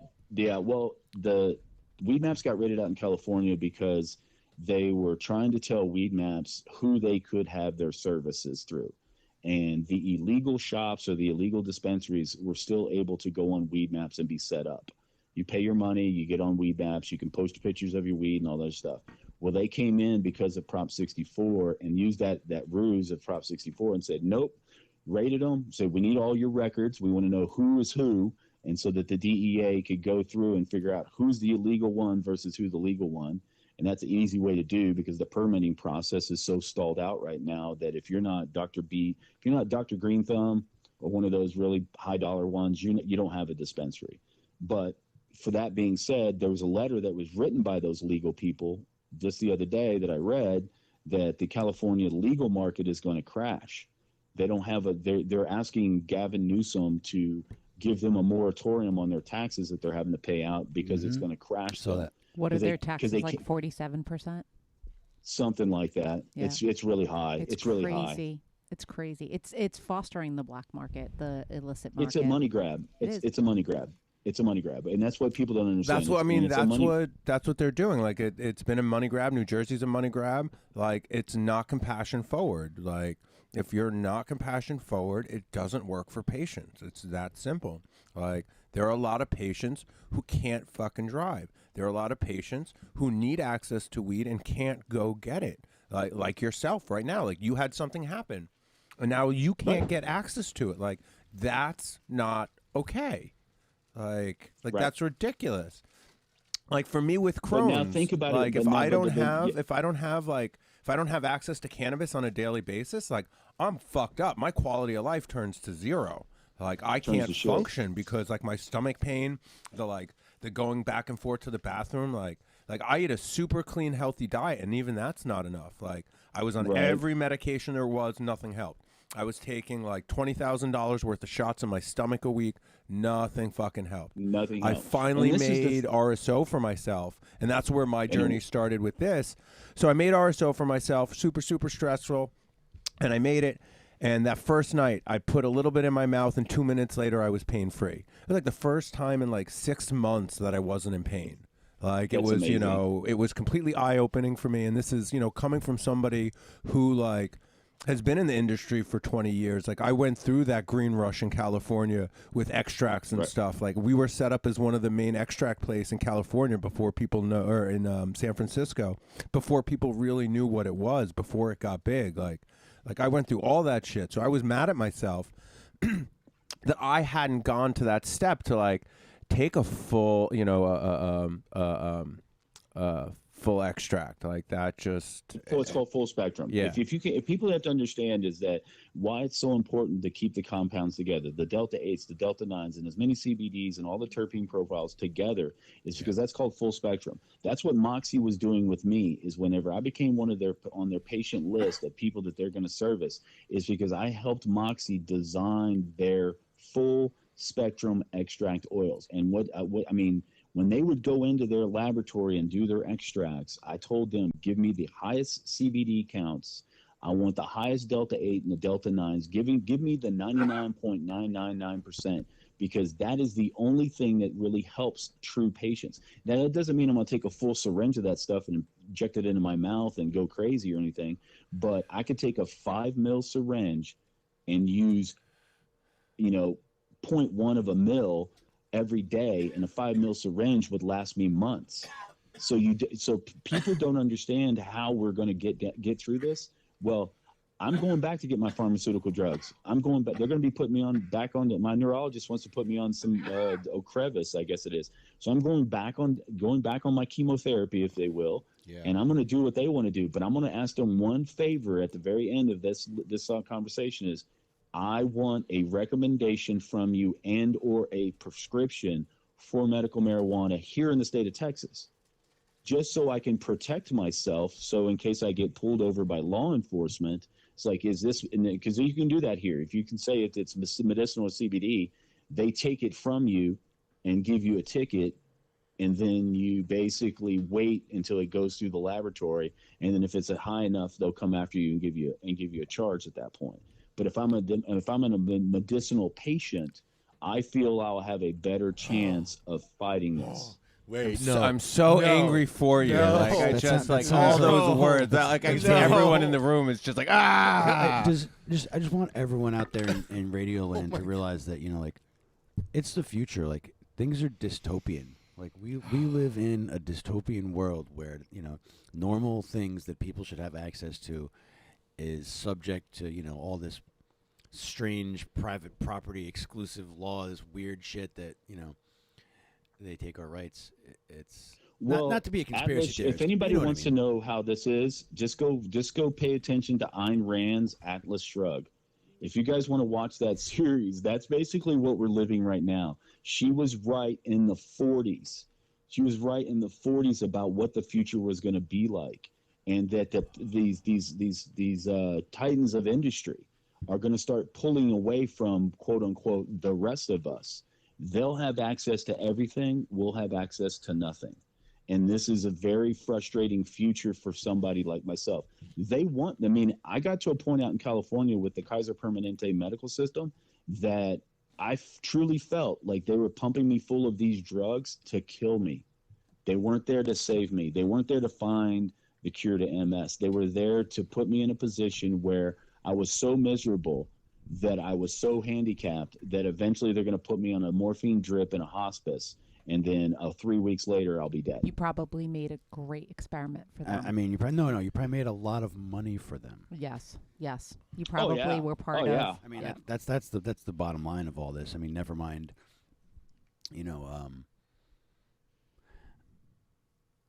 It just makes money. It's all about money, and it is all about money. And money is how you have control. So, and this is the funny thing.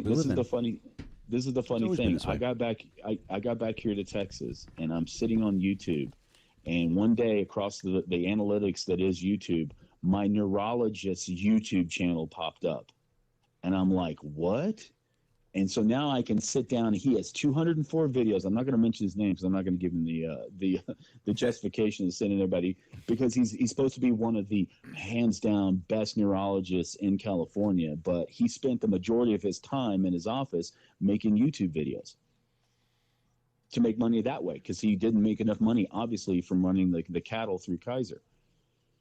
And it's very frustrating. It's extremely frustrating. I feel like the next generation of children, which my kids are the next gen, and my kids are cannabis kids. I don't know if anybody knows what that means, but my kids were smoking weed when they were in the utero 4 months old. My ex-wife was actually 4 months pregnant, and we attended one of the last good cannabis cups in 2002, 2003, I can't remember what year it was.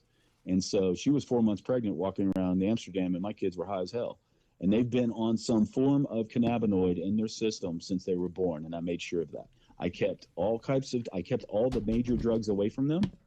I kept, Prozacs, any of the SRIs that the schools want to put these young boys on, and I made sure that they had access to some form of hemp cereal, hemp hearts, and that's tough. Well, what that ended up doing is generated some cannabis kids. And my sons and all their friends were all smokers in high school. Now, we've lost a few of them to some other mistakes, but they have all made it into adulthood. My kids are 20 now, into adulthood, and the only thing that they partake in is cannabis. And now their cannabinoid system is fired up, and they're extremely healthy, and they're doing what they're going to do for the next generation after that. It's not there's no hope for my generation. I say that right now. I'm 51 years old. If I live to see the actual complete legalization and deregulation of the cannabis market in across the board federally, I'll probably be I might be 80 by the time that happens, if I'm not dead before then, because they've been telling me this since I was in my 20s that we're going to legalize it on a federal level. And now I'm 51. So it's very frustrating. I reached out to Diana the other day explaining what I'm up to, because a nationwide patient network, and I don't need this huge database of people. I just need key people in each one of their states to stand up, be spoken for, potentially be in a documentary, and talk about what it means for the modern day patient to get access. Because some people are stuck in their little, and especially after COVID. Think about the lockdown of what happened with COVID. People couldn't leave their houses for 3 weeks, 4 weeks. Some people have quarantined for months at a time, and there's patients locked behind doors that were too afraid to go outside, because if they got COVID, they're going to end up in a iron lung in a hospital and dead in a week or so. I mean, I quarantined starting in March. I don't think I unquarantined until after the summer. I literally went up to a place out in the middle of nowhere and quarantined for a good 3 to 6 months. So it's frustrating for these people.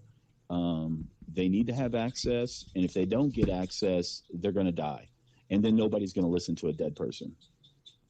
And it's frustrating. It's extremely frustrating. And everybody thought California was going to be the end all be all. But then now we've seen how they're going to dismantle the industry, and that's where I'm at right now. Is like they're going to let everybody get their laws passed.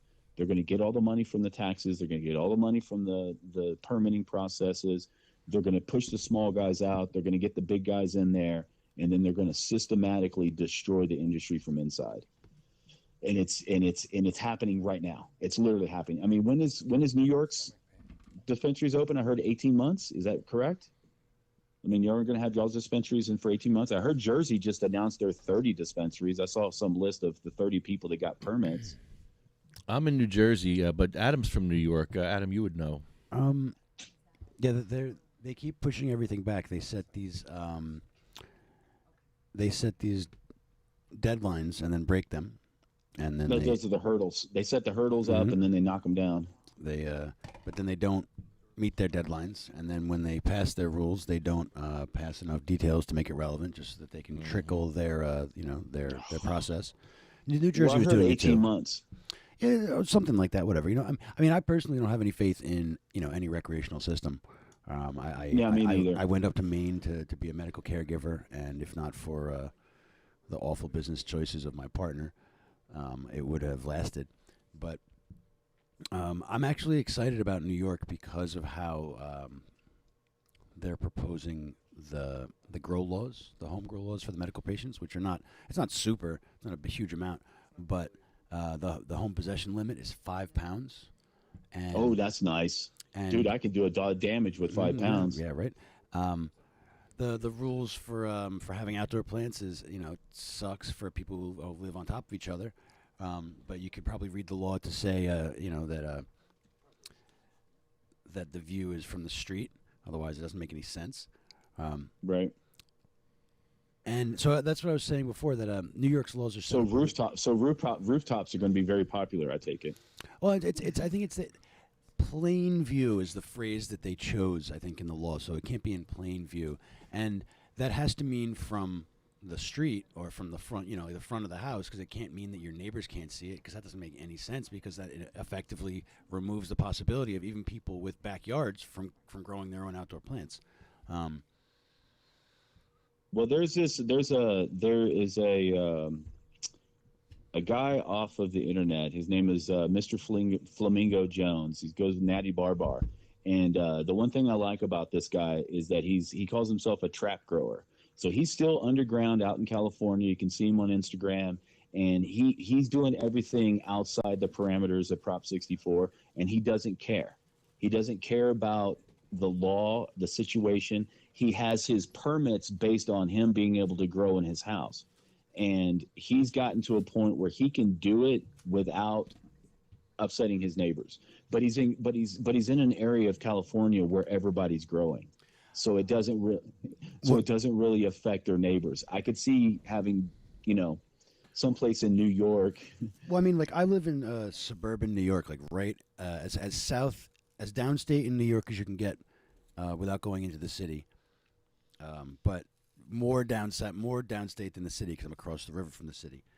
And right. It's like suburbs. And I know people that as soon as the law passed, that said that they were going to pass the home grow regulations, and they wrote the regulations out, but then I think they opened a 60-day comment period, and that closed like last month, so they're trickling along this timeline of theirs, but they've committed to it. So I know lots of people that started growing at their house, and no one's neighbors said anything to them. And locally, the enforcement incentive for police for you having a plant or two in your backyard is like nothing. They know that it's going to be legalized for patients any month now. Whenever they decide to set their actual guidelines. So right. So I think it's a good combination of factors that will help patients, because you're allowed to grow at home, indoor, outdoor. You're allowed to. Your mic's Possess. The limit is, was it 6 plants? It in was New like York? six plants. I mean, Per adult, right? I think so. Or Yeah. I don't Six know, mature? Do you know something how like big? that. You know how big you can Yeah, make six plants. You can make, but or you can 6 plants can be huge. You could just blow out your basement. So Yeah. instead. What I So- want to point out is like most people can grow a tomato if they really tried, right? You I can. mean, Right. Well, this But is the most thing. people don't. But this is the thing about cannabis is that if you're growing, and you're not trying to grow for like high quality resin, you're just trying to grow to make, RSO FICO, you can grow everything you need in your basement or in your backyard. Hold on. What's know, going on, Right. Jason? Look at him. He's got another full jar. Been about 40 minutes, so we just cleaned out switch jars and pouring this into our bigger one. We probably got like another 10 to 20 minutes before our FECO is done. That's weed moonshine right there. Jason, the science guy. So He's cooler Jason than the Bi- science guy. He's cooler But than look Bill, at the that. science guy. I dare somebody to take a geez. shot of that. As you say, Okay, how scientific. He he's almost very he almost scientific. knocked all the solvent over. So that's the first thing about New York State is that because you can, possess, it was 6 ounces outside the home per person, which is not great, but you can have the plants, you can have the alcohol extractions, and patients can give back and forth to each other. They passed a rather arbitrary law saying that if you're a caregiver, you can't be paid for your services, but That kind of makes sense. well, I mean, it only applies during the time between when medical grow starts and recreational grow starts, because then once you can grow your own, the gifting laws don't go away. Like, What is the gifting law? Because I the found gifting out law is- recently that it's 1 ounce in New Jersey. Well, I mean, essentially, it's the equivalent of however they treat alcohol. So if you can buy a Right. beer for someone and then they can pay you for the money you spent on the beer, then you can essentially do that with cannabis, not in large amounts. but you because then can't- technically, you're transacting. Do you But- mind if because I like to banter? So it's not the same because you're not allowed to transport alcohol. You could.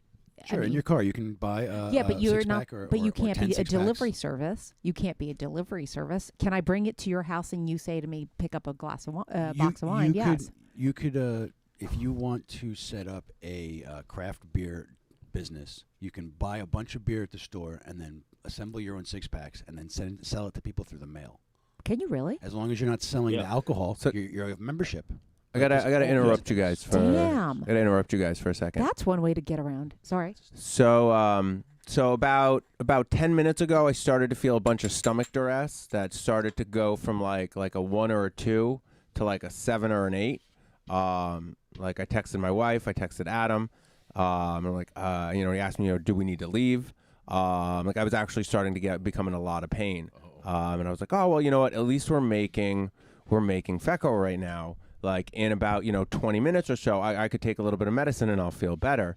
And then I remembered that like I gifted Diana, like there's like a gram syringe, like the last one from yesterday's shoot. I was like, here, try this, see if this helps you.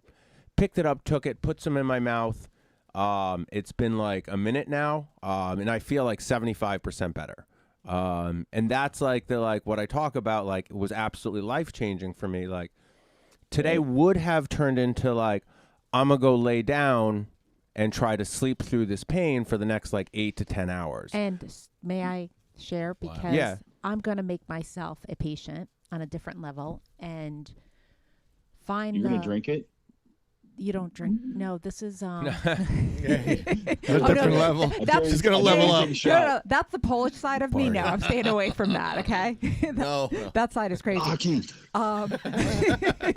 No, I actually I shared with the gentleman because I overshare that I have I can't say it. Endometriosis. Thank you. That's why God gave it to me because I can't say it. It's I had like to say it like 200 times yesterday. endometriosis. Yes, you were practicing for your. I need to say it. Endometriosis. We know several people with endometriosis who use cannabis extract. So I am being double jacked in life because, again, I like to out myself. I'm 49 and I'm perimenopausal. So it's like perimenopause meets endometriosis. How did I do? Because, English is my second language. So, like, I really... endometriosis. Did I do it? Sounds Yeah, good. no, you got it. Okay, You got it. but I got to stop saying it in the 900 number voice. Where's the scissor? I'm trying to make it sound sexy, but I'm gonna try this. I'm gonna try fixing and seeing. I'm being totally ignored. I'm like sharing this. I can like do all kinds We're of things at the listening. same We're time, listening. including I am use This my- is sharing definitely a in sharing depth, moment. and they totally. You should see. They like it turned into freaking stoners. Like what? What was I looking for? Everyone's listening. I Oh, call I'm people listening. out. I know what Thank you. endometriosis is. I know. It's a female thing. Lance, I It's actually really appreciate our conversation the other day because you could go very deep very quickly and overshare like me. And I think that's important. That's fine. No, but I think it's important for people to do that because that's how we can share our experience with this. And that's what I try to do is like go out and be like, you know what I found? I found this really works for me. That's why I'm Right. excited to try something else and possibly bring it out in people and say, well, you know what's worked for me? And this I can tell you from experience. And so I appreciate Jason and Adam bringing it to me. I'm concerned slightly about it jacking my life because I do understand that it's a much higher concentrate. So I appreciate Jason just showing me. I literally took I took about 50 milligrams right now, which is a higher Not that dose much. than for a what normal person. for a normal person that doesn't take it. I think might take that's like a small recreational dose. So can I tell But you what I like- love That's a is you sleepy show dose. it to me on your finger. I almost would love to form a graph where you could actually show people. I was thinking about making a business card. They have them for piercing. So it's called a gauge card, and it shows you like what gauge your piercing is. So like Right. it's a very rough, like everyone's is a little different depending on how they made it, like what the actual percentages of your feco is but it going to could be a be. suggestion. But like a suggested like, hey, you're kind of around this much. Hey, you're kind of around this I much. almost wish I had taken a picture of it. We're going to have to do it again. I'm serious because that's vital information for people to get is to understand when I say, okay, a grain of rice. No offense, but I take cause with that because what kind of rice? Are you doing basmati? Are you doing, right? Different grains of rice Let's are say different. a short grain brown rice. See, but you have to be specific with people, right? You think? Hey, you know what's How was interesting that? about people- rice, How- people? Yep. Not a lot of difference. What's in that? size, that Hey, let's talk about if I'm you're gonna gonna. bring Since you rice brought it next up, time. you know what? Do you anybody know what the genus species of rice is? I do not. Hemp. Oryza sativa, Oryza indica. They are a part of the cannabinoids. It literally shares about 95% of the same genetics as cannabis, but it is and the thing about it is it's the third largest food crop on the planet. I wonder if the It's- countries that consume it more, if they have less cases of like cancer or. Oh, yeah. Yeah. Well, also, I mean, Oh, so yeah. if you that's what consume I was more doing at the rice, University of Arizona. if you That's what we were consume, doing. We were studying rice for that reason. Oh my is God, they were Lance, setting can you everything message up. me that? You're blowing me away here. I had to learn something today now. Yeah. Yeah, you didn't know that your plain white. Go look at the back of an Uncle Ben's box, or even look at search it in Google. Genus species of rice: Oryza sativa, Oryza indica, and then they have japonica from Japan. And we are talking about a plant, rice, right now. We're not talking about cannabis, people. We're talking about a plant that shares about 95% of the same genetics as cannabis. But we can go. We can go to this. We can go to the store and buy Uncle Ben's off the Wait, shelf. I've but been we can't fucking buy feeding my cannabis. kids rice for their entire life. Dude, Yep. you just blew my mind. I seriously would love to see if there's a correlation with the rice and people and cancer and different forms, like which societies have and what the rice possibly helps with. So wait, there's an indica, Wow. there's a sativa. Oh wow, that's amazing. Okay, That's great. Just made my day. yeah, no, that is a amazing fact to now know. Thank you, Lance. So I got to show you once we have this video set up. I'd love to show you the video in its entirety. Oh my God, can we do one of those programs where he watches it and then has, like on a reaction video. Yes. Like on Bravo, but don't judge me for watching Bravo. Oh, that's what it was. Was that like You're going to pretend you don't know because you're so much more cultured than me. Sorry. Did we lose Lance? Did we lose Lance? Lance? We You did. still there, Lance? He taught us something and ran off. He's like, poof. He's still there. Okay, okay. Why Sorry can't we about hear? that. Sorry about that. No, I'm here. no, I'm all here. right. My phone muted on itself. I was so excited that you guys were talking about rice, and that's literally what I was doing. My master's level work at the University of Arizona in Lab 420. We were doing Oryza sativa and Oryza indica research in the Marley building, the Kemper Marley building. It was all the signs that I had to do this research. And what happened is I was doing a comparative genetics one day between cannabis sativa and cannabis indica, and my professor walked through the door because I was doing extractions on genetic level, and he kicked me out of school because he had federal contracts, and he kicked me out of school based on my cannabis research, and this was in 2003. I think it was 2002, because 2002, 2003. And it's interesting that if you understand the correlation of how powerful sativas and indicas are in your life and in your diet, you will start looking and finding it everywhere. And it all starts with the third largest food crop on the planet. And I said to these professors, if cannabis indica and cannabis sativa is illegal, you have to make a choice. We either make rice illegal or we make cannabis legal. Because if we make rice illegal, you're talking about killing off, I don't know, 3/4 of the planet. They'll all starve to death because it's a major food crop for most people in outside of the United States. Wait, so I don't mean this sarcastically. So does that mean? Wow. Does that mean that there is a daytime rice and a nighttime rice, like in terms of their effect on your body and your metabolism? Yeah, yes, I do believe they do have the same effects. So you can have two different types of rices. You just have to go out there and look at the different types. Just like there's a rudialis strain of cannabis, there's different types of Oryza indica and Oryza sativas out there. The most common is the Uncle Ben's version, which is Oryza sativa. And it's the most common because that's the one that was grown here on the Western Hemisphere. The other indica types, or the Japonica, Oryza Japonica, was imported from Japan. So the indica's from the Indian subcontinent. And like it's the the Indian basmati. rice. So that would be the basmati stuff. Okay, so Wait, stuff grown where's my in notebook? America Oh, for the daytime. You need to write this down. And then I'm the gonna have to basmati rice rewatch this for the fucking evening. video. Oh, thank you. That's an interesting Okay, so interesting system. basmati. That was a nice tangent we took on there, but that's But it's this so is true how though. it's supposed to be. That's It's cool. supposed to be educational, and did I'm not know that, and I'm blown away right now. Yep. Genus species of your common tablehood rice. Just have to look it up in Google, and then you'll go down the Wikipedia, like the Wikipedia hole. I did and already. you see it's right here. Yeah, you're just going down the rabbit hole at that point. So and do then, different and then you species get of rice mad. have Then different you get terpenes? mad because the shelf at my local Indian store here is loaded with indicas, but it's Oryza indica, and I can't. It does nothing for me. And then you get mad that you can see how the commerce of this country. It's the Interstate Commerce Act. It's how we are allowing things to be sold and given to people. And then now you look at the favorite plant of all people on this planet. You look at cannabis and you go, well, why did they do this to us? Why did they take this away from us? And they took it away starting back in the 30s. They just said, hey, no, you're not going to be able to do this anymore. Well, they took it away because there was a number of families that were not going to benefit.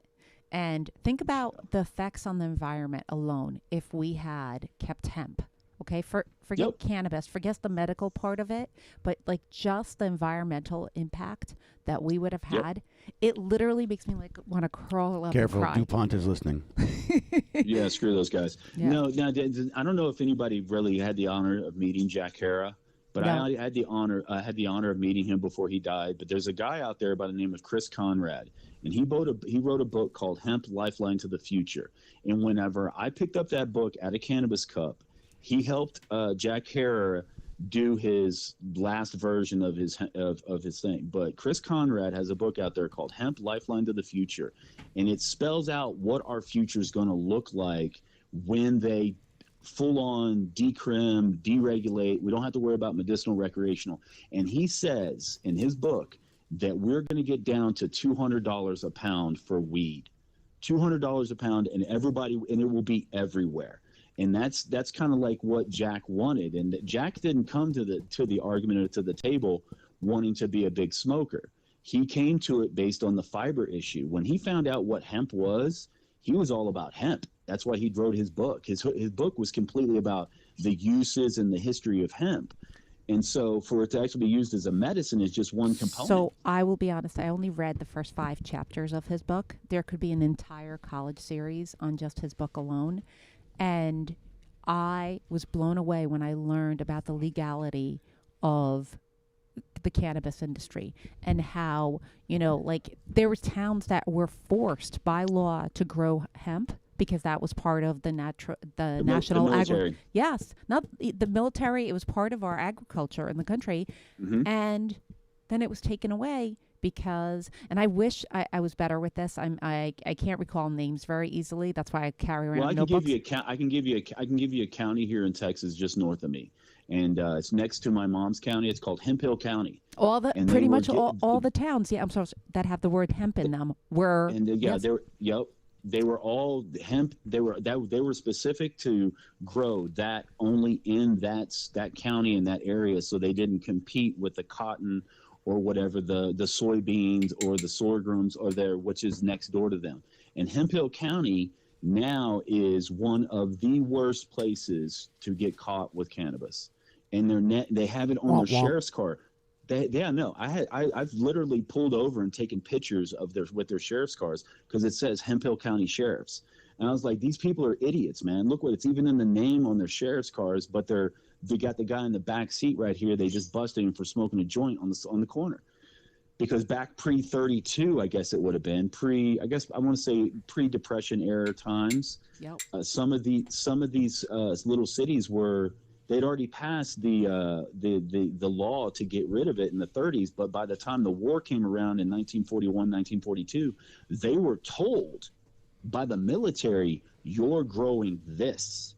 Some people in Detroit were building tanks, but there were little small communities in the South and in Texas that were filled with hemp to make the strings that saved a president's life. And most people don't realize this, but the majority of the parachutes in World War II were made out of hemp. Do you know that would never happen in this country again?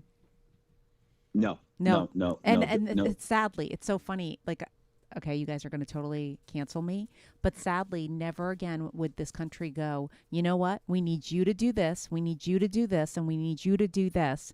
And just do it because it's for the best of everyone. Because someone would be going, I don't want to do that. Like, no. They'd complain that it's communism, and then they would, shout. Yeah. That's what they would say. Versus let's. Like, we're not going to help each other. You can't force us to help. That's communism. Exactly. Well, versus saying, you know what? We all have the same common cause, and if we all work together, that's right. why. We used to be a towns there used to be a concept of collectivism in this country. Yeah, civic engagement. All right, so you guys might think I'm totally corny, and I am, but I just had this conversation. I think that's what the cannabis industry has. It still has that kind of community in it. Communal collectivism. Yes. We all find each other out of really strange and interesting ways, and we all start collecting each other. Lance, when I found you randomly, you poked me. Our conversation actually started very funny. I snapped that back at you. I came a little Jersey hard. You looked at my LinkedIn profile, and I did. saw you were looking at my LinkedIn profile, and I said, hey, you're looking at me. What do you need? But I came back. I don't know the why. The internet's so weird. It is. It is. I came back and I was. Welcome to the Thunderdome. He goes, "Can I help you?" And I forget what you said. You're look at our conversation. Go look at the conversation. I'm looking at it. If I could freaking hold on. You're both being creepy on each other. It's great. I love it. No, hold on. It's so funny because read it to him. Hold on. In a couple of days, we were able to message like quite a bit. Like that's the amazing part. So go to the top. I see it. I see you're looking at my profile. May I be of assistance to you? And then you send me your article, and you go, wait. You must be new to this cannabis thing.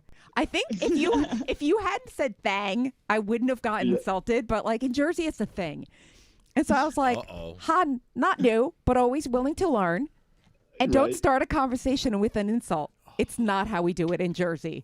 And I gave you my prayer hands, which sometimes my prayer hands is I'm sincerely praying for you. Otherwise, it's I'm trying to fucking stop myself from flipping you off. So you kind of, you have to figure me out sometimes. Okay. But tell them the best thing about this, everybody. Guess who's in the other room?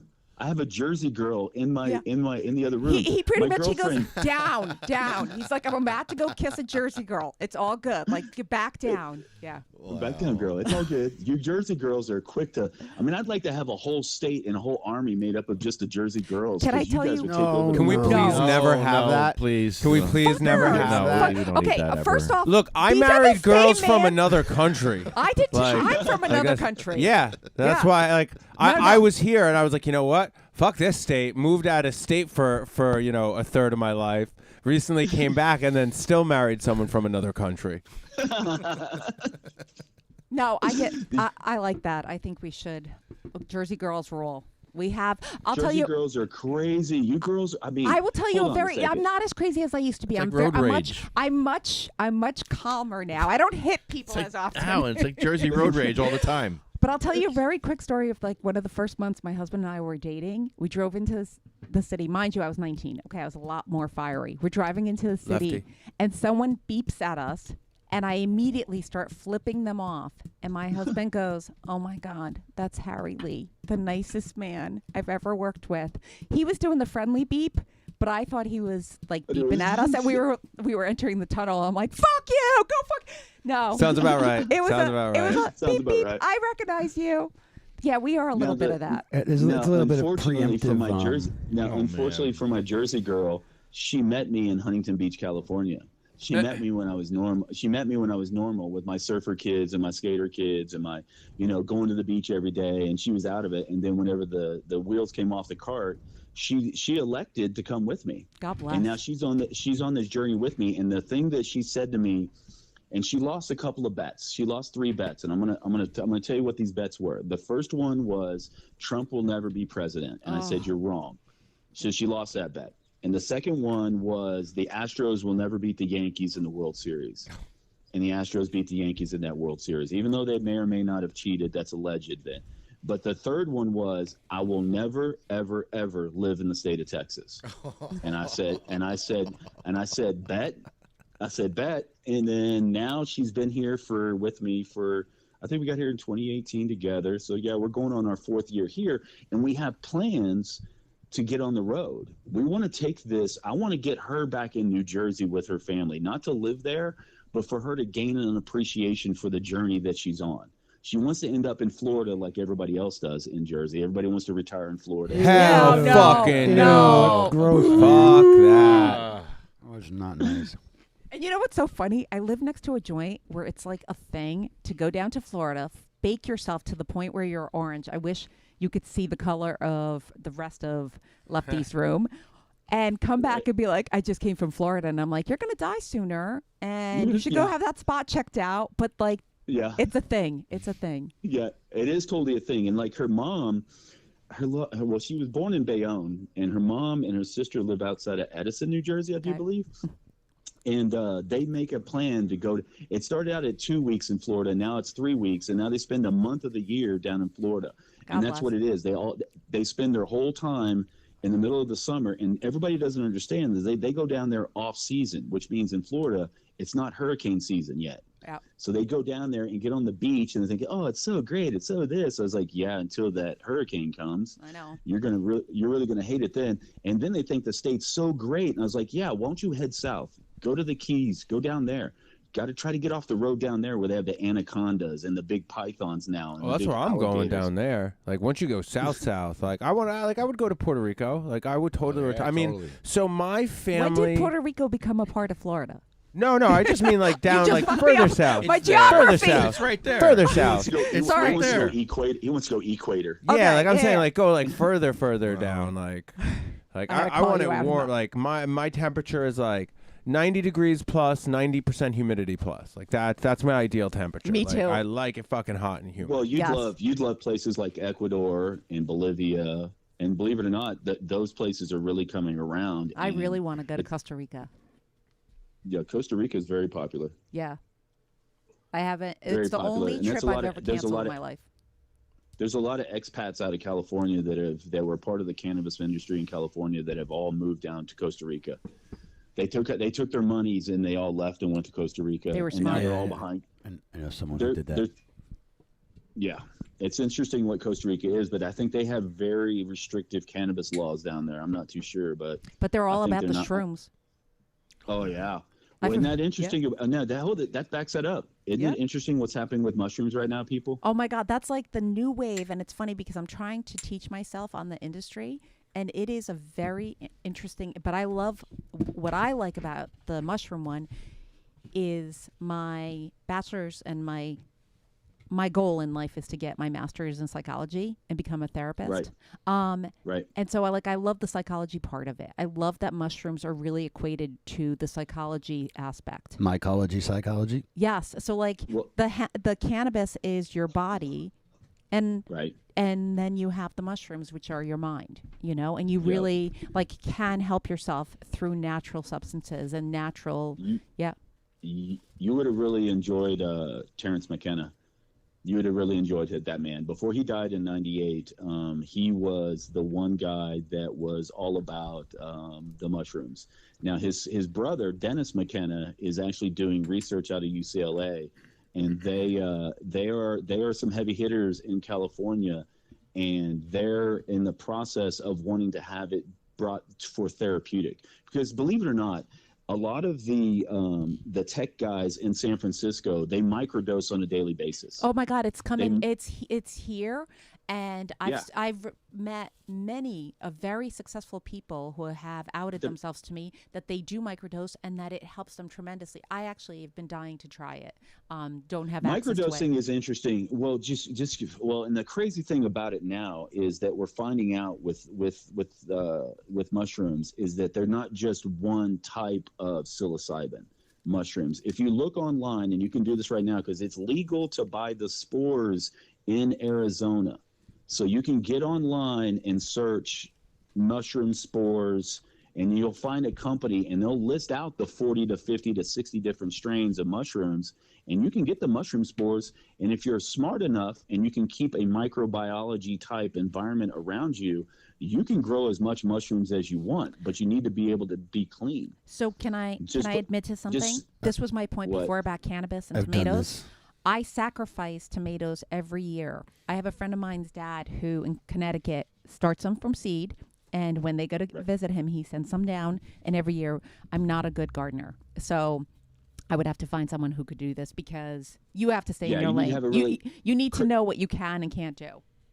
Jason, I bet Jason could do it. Jason's got the technique with his oils and the cleanness of that. I mean, I bet you he could grow. And all you need to grow mushrooms is an igloo cooler.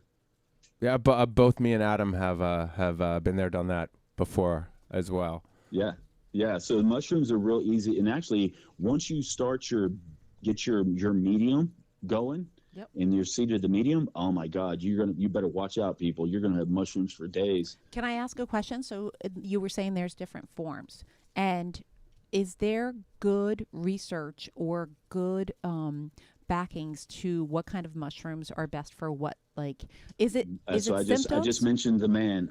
Mentioned the man Okay. that you need to look Okay. up. Terrence McKenna. Read everything you can from Terrence McKenna. And it's if you- McKenna. ENNA. Yeah, Okay. Terrence McKenna, and then his brother Dennis. And there's some documentaries out there about him and his brother doing what's called the what do they call it? The God dose, which is 5 grams. Whoa. So what you do, if you do 5, Rogan's talked about it, taking 5 grams. Yeah, of it. that's the You- game you I really- like to play.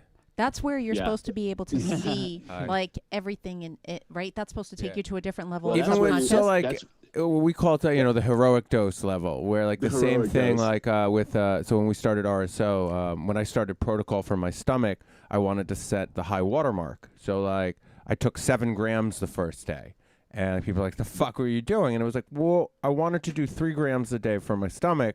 So this way, like, I took 7 grams the first day, then 3 grams the next day, and 3 grams the next day. And by the third day, I could function on 3 grams and didn't need to, be in some form of a weed coma. So like, but mushrooms the same thing. Like I do enjoy that heroic dose level. So the heroic dose is that's how you start out with it. If you're going to get into the mushroom game, you need to put yourself this microdosing stuff. You're wussies, man.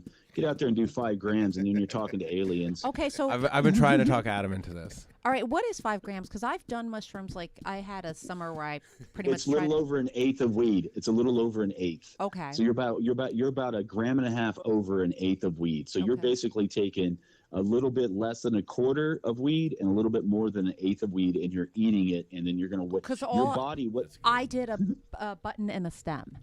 No, you're doing less than more. No. You need to do a fistful. Okay. Yeah. Listen to Eminem. It's floofy. Mushrooms are floofy. Like when you eat 5 grams, 7 grams of mushrooms, they're like spinach. You need something to eat with it because it's just very unpalatable. I mean, at least for me, like I've never fresh or dried. Like it has the same taste. What just about cooked? Right.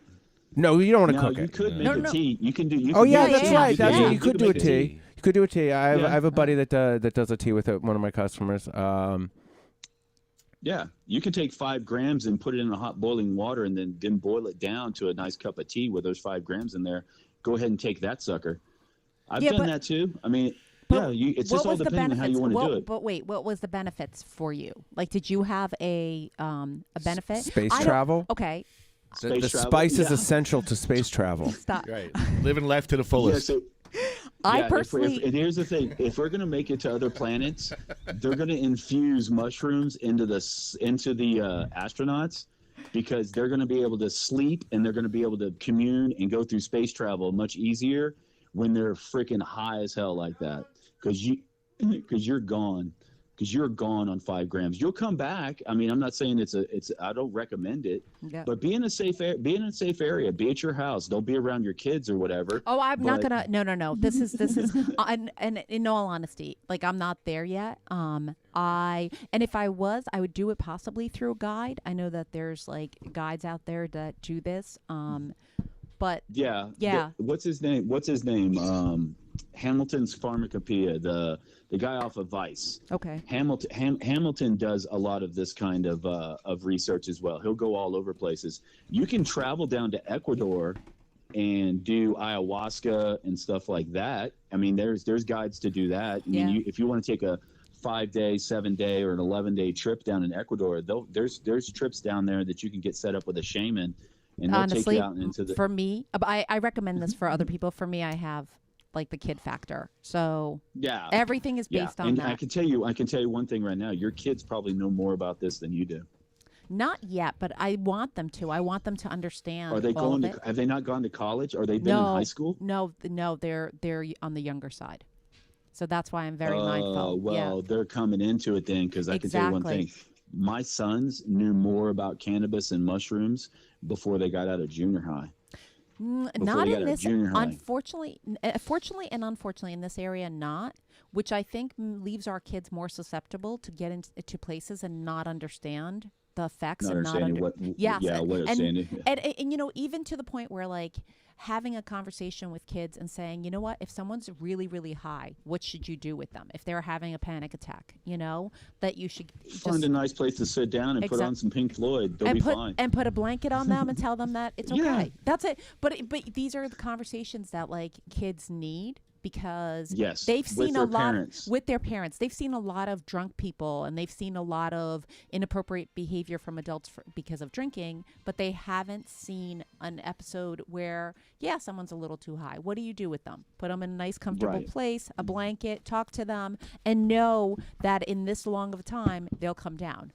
Versus the drunk person's going to stay aggressive and stay away from them, lock them in a room, and, hide the knives and guns.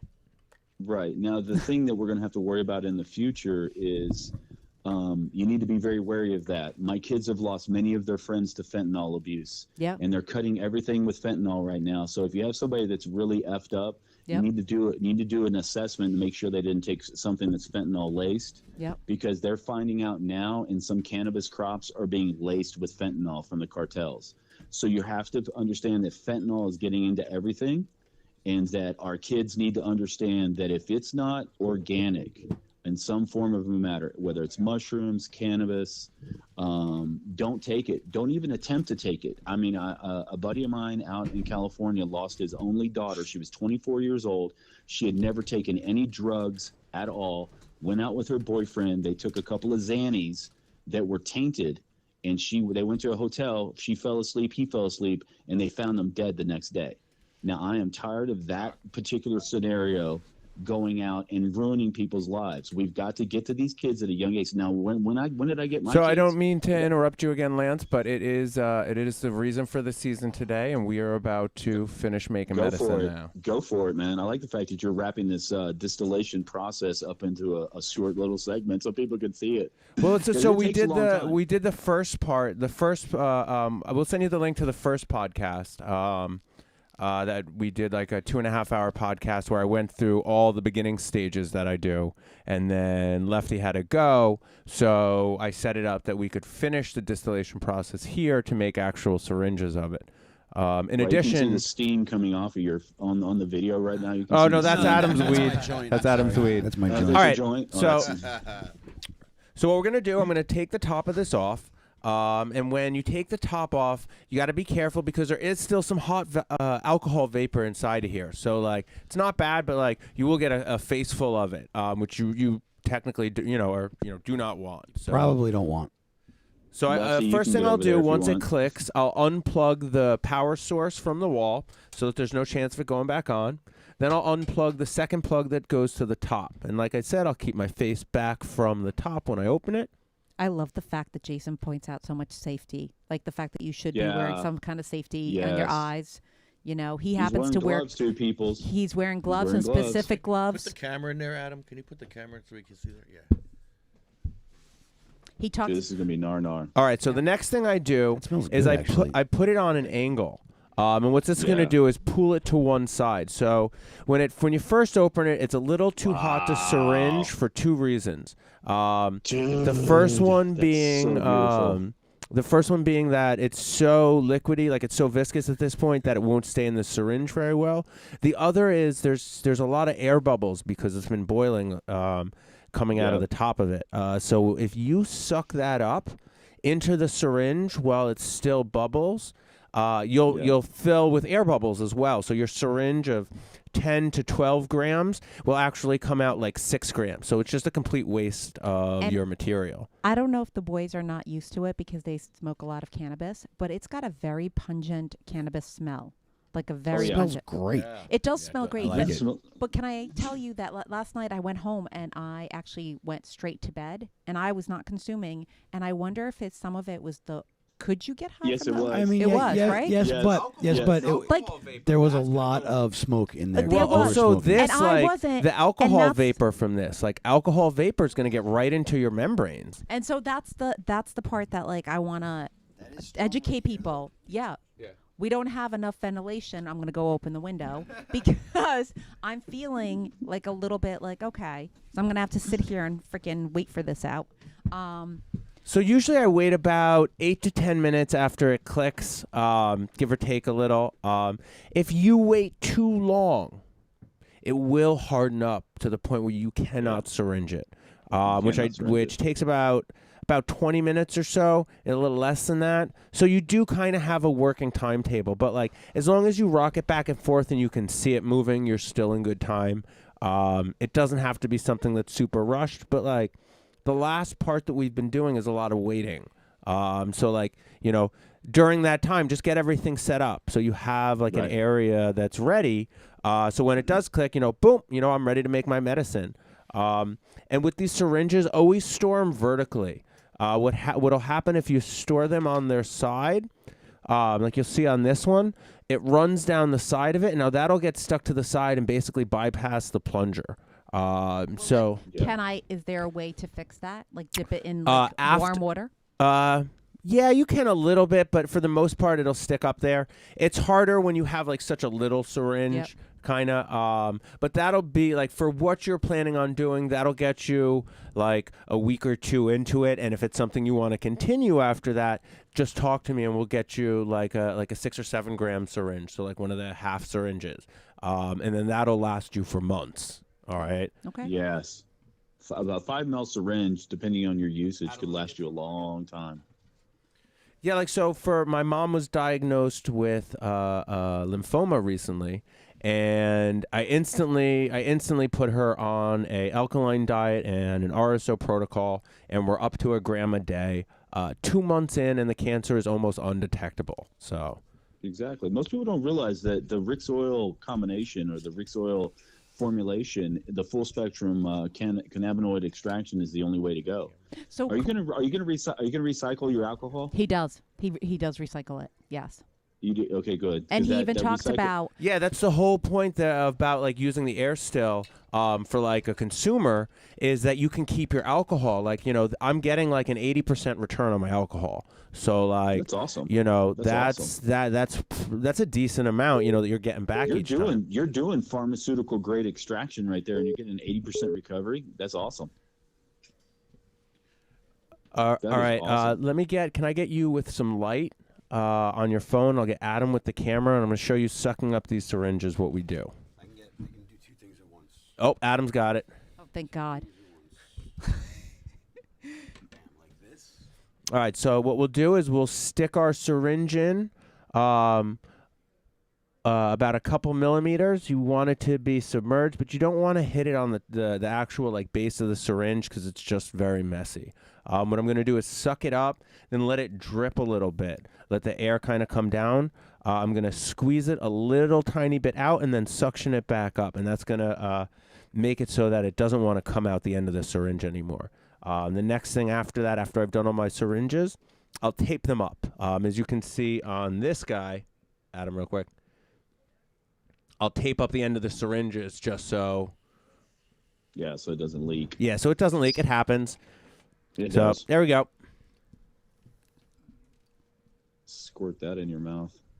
That's what she said. Sorry about that, guys. That's looking good, man. I mean, you did a really high quality extraction right there. Most people, I mean, chemists would understand if they're looking at it, but if anybody is just at home right now, you need to understand that what he just did or what he showed you over the last 2 days, this is high level chemistry that they do at pharmaceuticals. I mean, this and is how sad the pharmaceuticals are not teaching it, right? And how you're going to get it in your college courses. You'll probably get not in a cannabis extraction like this, but you'll probably get it in your higher level organic chemistry classes. But who can pass those higher level organic chemistry classes?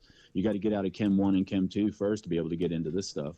So let me ask you a question. You seem to know a lot about the laws. Like in Pennsylvania, for example, we had to have a pharmacist on staff at every dispensary because they had to, because it was medical, they had to be able to speak to patients about the benefits and interaction and, you know, cause and effect of cannabis.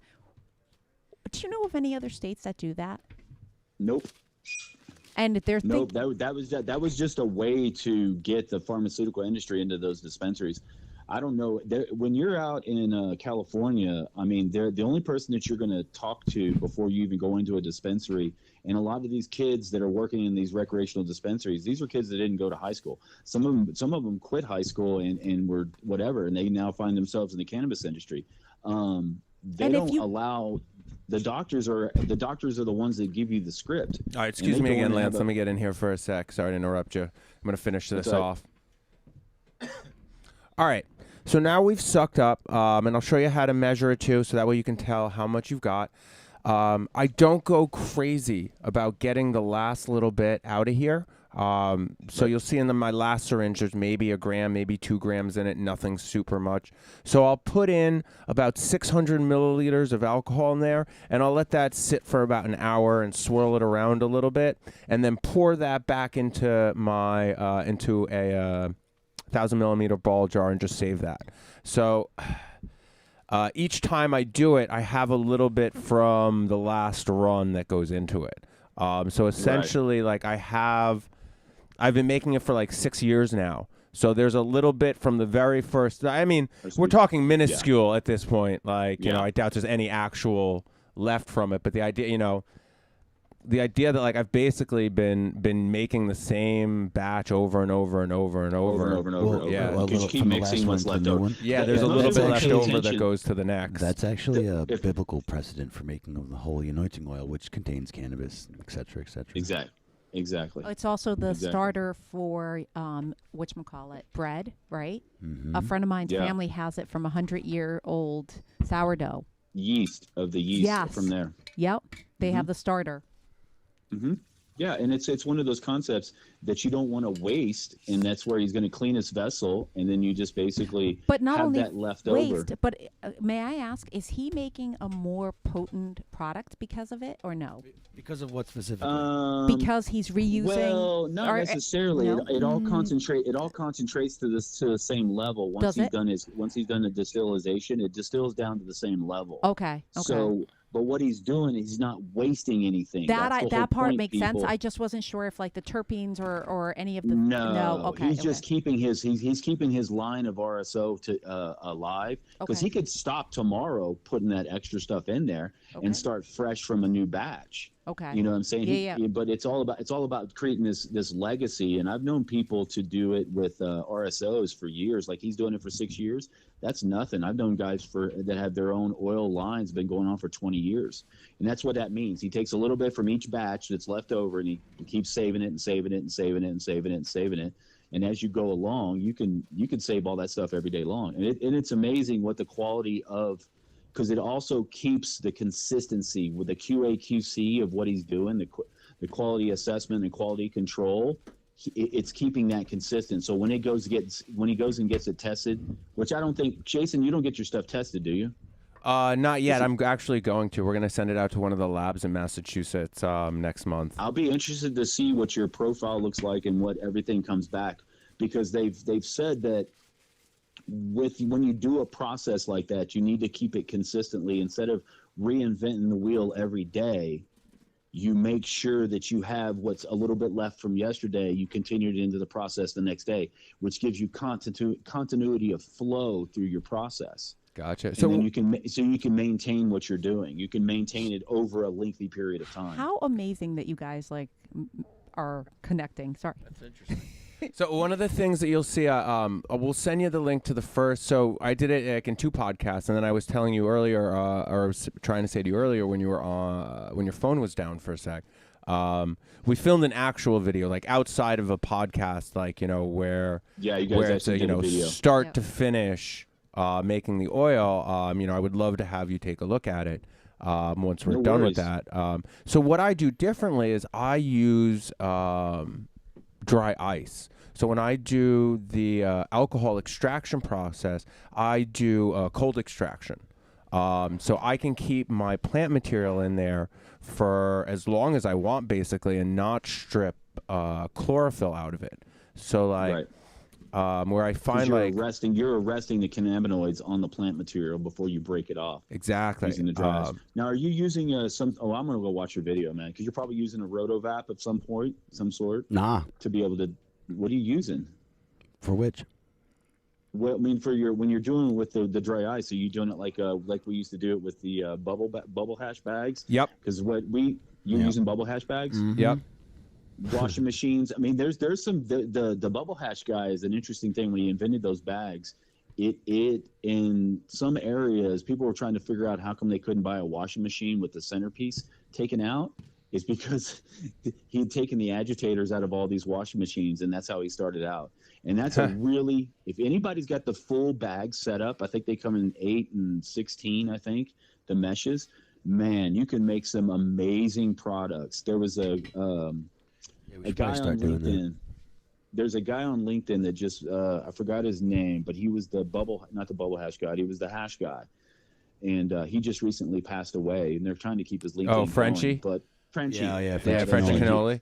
Yeah. No, his wife is died. running it now, which is like which is so sad and all. I mean, I like seeing the posts come up because it reminds me of the day, because I met him over in one of the cannabis cups a long time ago, and he was always talking about we need to get everybody making hash. We need to get everybody making hash because loves hashish. Back in the day, Well, he used to be able to get it. Me and Adam do like hash joints, like 4 or 5 nights a week. Like, go throughout our day. Hey, you want to meet up at my house? We'll have a hash joint. Spend like half an hour together, smoke a hash joint, and then both of us go our separate ways. and then you're good to go. Look at all the. Is you gonna pull it out? Yeah, right we're now? gonna pull out the hash They're at the bags. sand right here. The sand hash. Pull out your hash. Now, I don't interesting think thing I've about ever seen hash. Like, so it does look like Okay. sand. May I? Yeah, it is. Here's an interesting history lesson about hash. Yep. Amsterdam was set up with their original coffee shops were set up because they were bringing out hash out of Afghanistan and Pakistan in that Mujahideen area. The hash movement and the cannabis movement in the late 80s, early 90s is what helped to defeat Russia in Afghanistan. Because all of the hash sold in the shops in Amsterdam were coming from places like Morocco, Pakistan, Afghanistan, that Hindu Kush region of Afghanistan. And before heroin took over, their main cash crop was hash.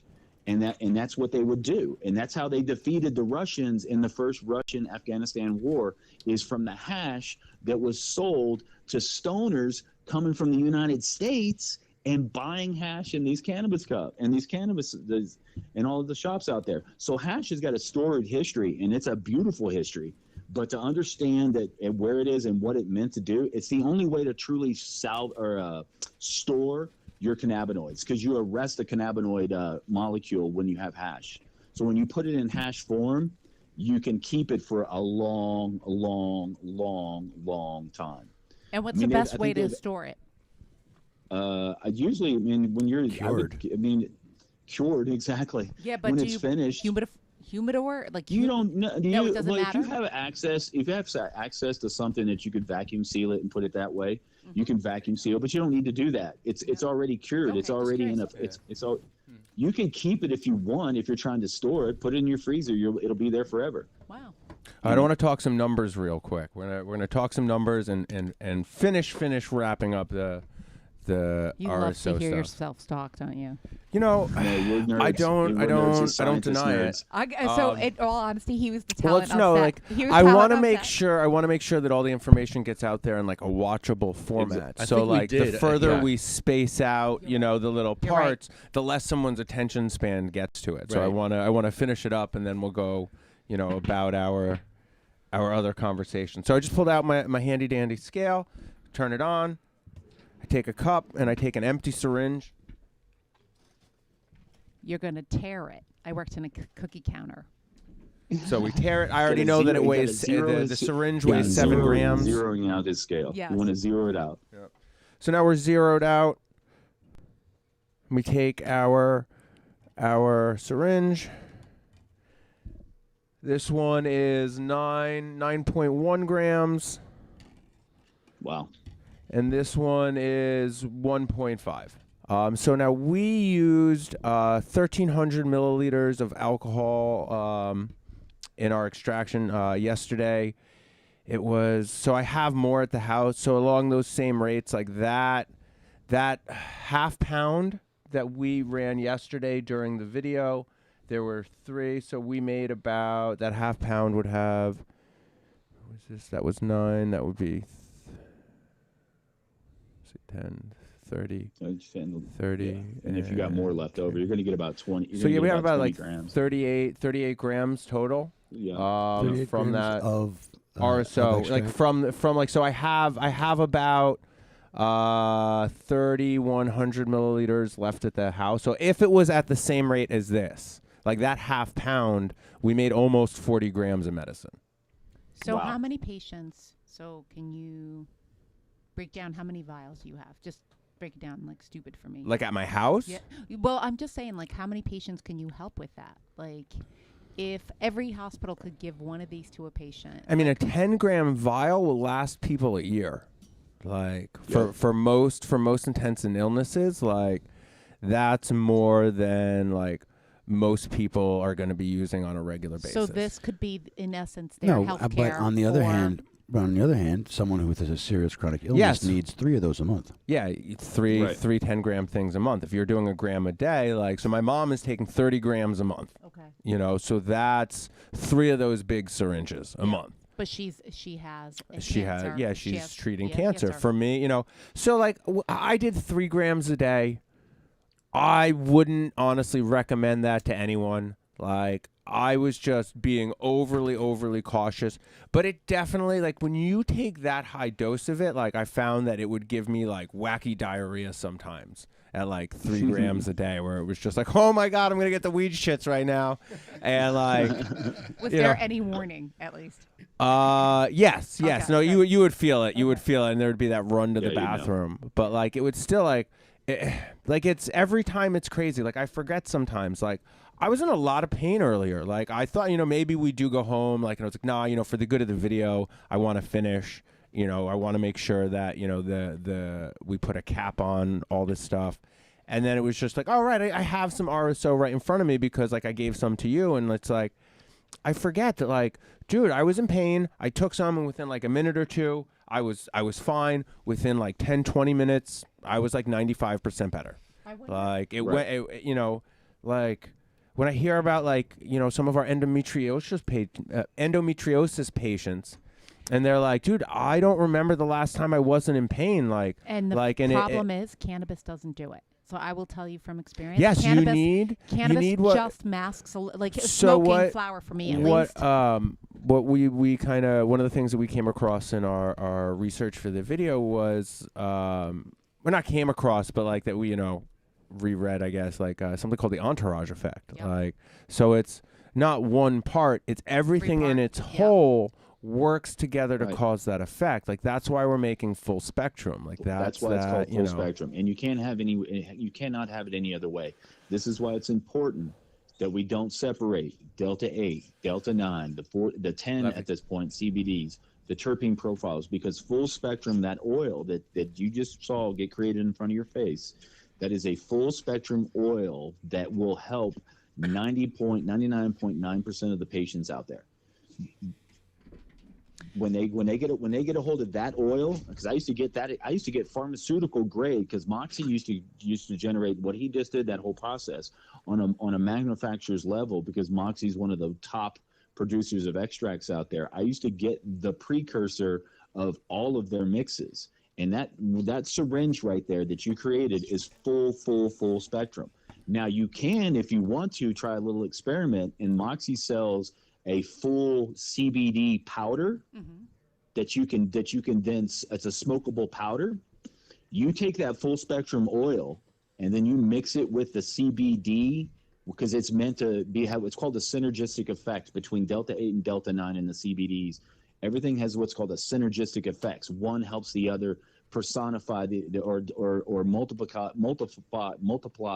the effects of what you're doing. So it's called synergy. And just try it. I mean, if you can get a hold of this, and it's perfectly legal. Moxie sells it, and you can probably get it online.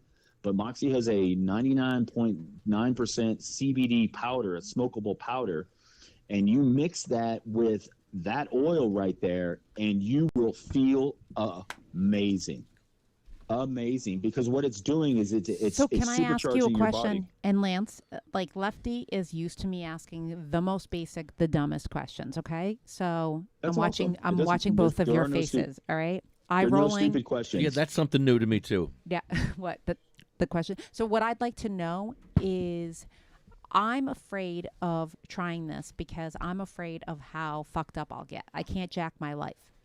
So from your experience, if I was to try half a grain of rice, and we're going with dark, small basmati rice, because we needed, right? Part of the problem with cannabis is there has to be more protocol and procedures, like for patients to understand. Like, there has to be a little bit more right. I think patients need more education on how to administer. Okay, there's a very simple word you need to understand. It's called titration. Titrate to effect. Yep. Titration is what it is. That's what you do when you smoke a joint. You smoke it until you get high, then you put it down. Okay. So what you should do is you start out with just a little bit of that oil that he has. Okay. And you do a little bit at a time until you feel the effects. Okay. Once you start feeling the effects, you stop. Okay. Just titrate to effect, and once you work yourself up, because what's going to happen is that you're going to fill up your cannabinoid system with those cannabinoids, and you're going to need a little bit more each day. Okay. You're going to need just a little bit more until your body gets used to it. Where he was saying, what Jason was saying, he was doing 3 grams a day, or his mom's on a heavy amount, that is because he kind of circumvented the titration effect and went into full overdose. Okay. And so once he got to full overdose, he was then used to 3 grams. You'll get up to a point where you'll be used to a gram, 2 grams, 3 grams. If you're doing it every day, you'll titrate to effect every day. So basically take your little syringe that he's donated to you and don't do a drop at a time. Yeah, my fear is the THC. I'm not afraid of like any other. I know I sound like a big baby, but so here's just titrate to effect. Yep. That's all you have to do. Yep. Yes, if you slowly step up your dose, that's the best way to minimize what you would call the negative side effects, right? If you want to think of it as some kind of medical treatment, all the stuff that you don't like or that impairs you or gets in the way of stuff that you want to do would be a negative side effect. Subjectively, but negative. So to me, it is. Yeah, you're right. I call it jacking my life. So I mean, you could stay at a small low dose for a week, and then step it up. If you're not suffering from some illness where time is of the essence, where you're on stage 3 or 4 of something. I'm right now in a lot of discomfort, not like him where he was in dire. Well, I mean, discomfort. so then if you're a lot of discomfort, just pick a Saturday when you don't have anything you have to do and start experimenting with it. And then dose yourself. If you're worried about if you're worried about work, like I will teach you how to get medical leave. Like I work for myself. This gives me that sucks. In that regard, but like that's what I always tell people too. But that's is what like, I mean. It's like, like you don't know that like, hey man, I'm really fucking sick and I'm burnt out and I might need some time, or like, hey man, I want to try this to like treat myself and do something better for myself, but I'm worried about what my work's gonna do or how I can live my life. But like your quality of life is suffering, dude. There are ways around that. Like if you're worried about work, medical leave. Like there are 5 questions you ask any therapist and answer honestly. That therapist will write you a note. You file for your medical leave. You can take years off of work. They pay you, I think it's like 60% of your paycheck. They can't fire you. They can't get rid of you. And there has to be a job for you when you get back. So like you can take off of work, get paid a little less, heal yourself, and then actually have a productive life afterwards. Versus like just trudging through the gauntlet day after day and like struggling to survive. Like, okay, so you and I disagree in life, but that's okay. We have totally different philosophies in life because I don't believe in doing that. Doing what?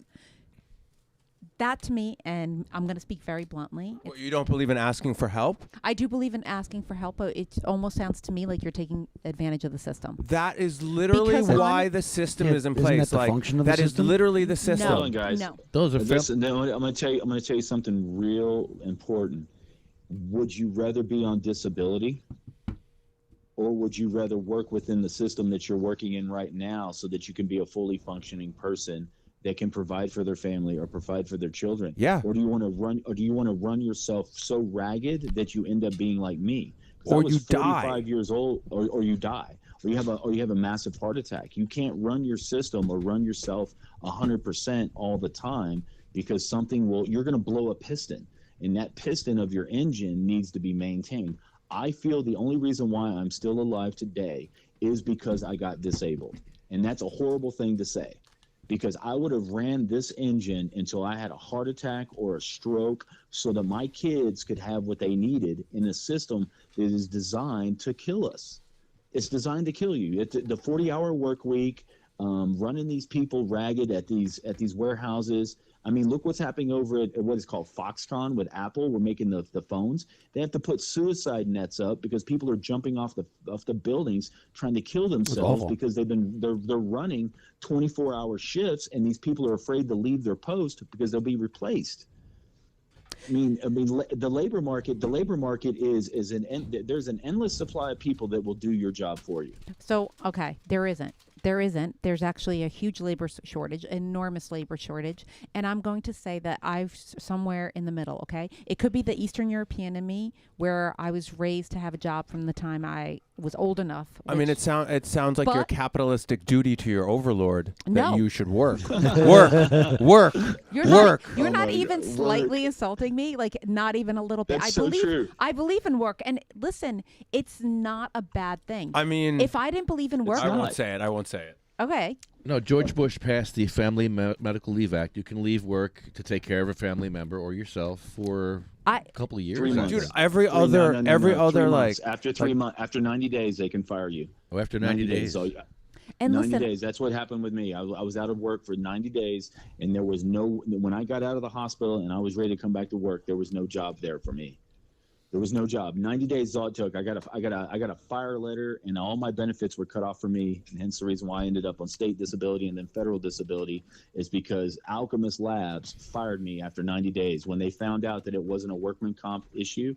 Like I didn't get injured at work. They fired me 90 days later. To the day. Because of your MS? Yeah, to the day. 90 days after I got diagnosed with MS, I was fired from my job as a subject matter expert in the area of cannabis. And they used the Family Medical Leave Act to do that. It's only 90 days. You have 90 days to get, and they do that for pregnant women too. Like if you get pregnant and you take time off to have these babies and you spend more than 90 days away from your job will not be there when you get back. It's 90 days. Family Medical Leave Act, yo. And it's a good thing because it does allow women to have their babies and do this stuff. But you need to understand that if you're going to break down the engine, don't expect to be cared for. And this is kind of like the point that I'm making. When we all become patients, you're all going to end up in a wheelchair. You're all going to end up shitting yourself and having to wear a diaper because don't remind me. I know. You start your life off the same way you're going to go out. I have no problem with admitting on this podcast that I have to, when I take long trips, I have to put on a freaking diaper because I can't control certain aspects of my system. So you're going to go out like you came into it. I tell council people that.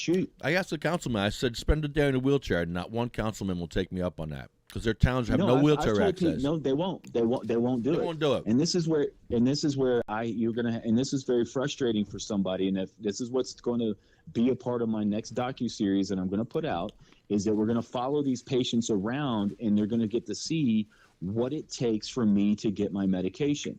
What it takes, you're going to see for 3 hours, I'll get in and start filming a car drive to Trinidad. I'll start showing you the difference between coming out of behind enemy lines, crossing a state. The minute I cross the state border into Mexico, I'm instantly a criminal. I don't even have any weed on me, but I'm going to be a criminal because I'm in the pursuit of my medication out of Colorado. When I get to Colorado, you're going to see a situation that is unbelievable. Congratulations, America. Congratulations, America. This is what you have pushed patients to be doing. This is what you should be home resting and relaxing, but you have to do this because you have to help other MS patients. I get it. And it's disgusting that you have to do this. But I thank you for doing this. It's absolutely disgusting that we have to fight for our rights like this. But thank you for fighting for our rights. Well, I've been a cannabis warrior since like I said, I started smoking when I was 12 years old in 1982.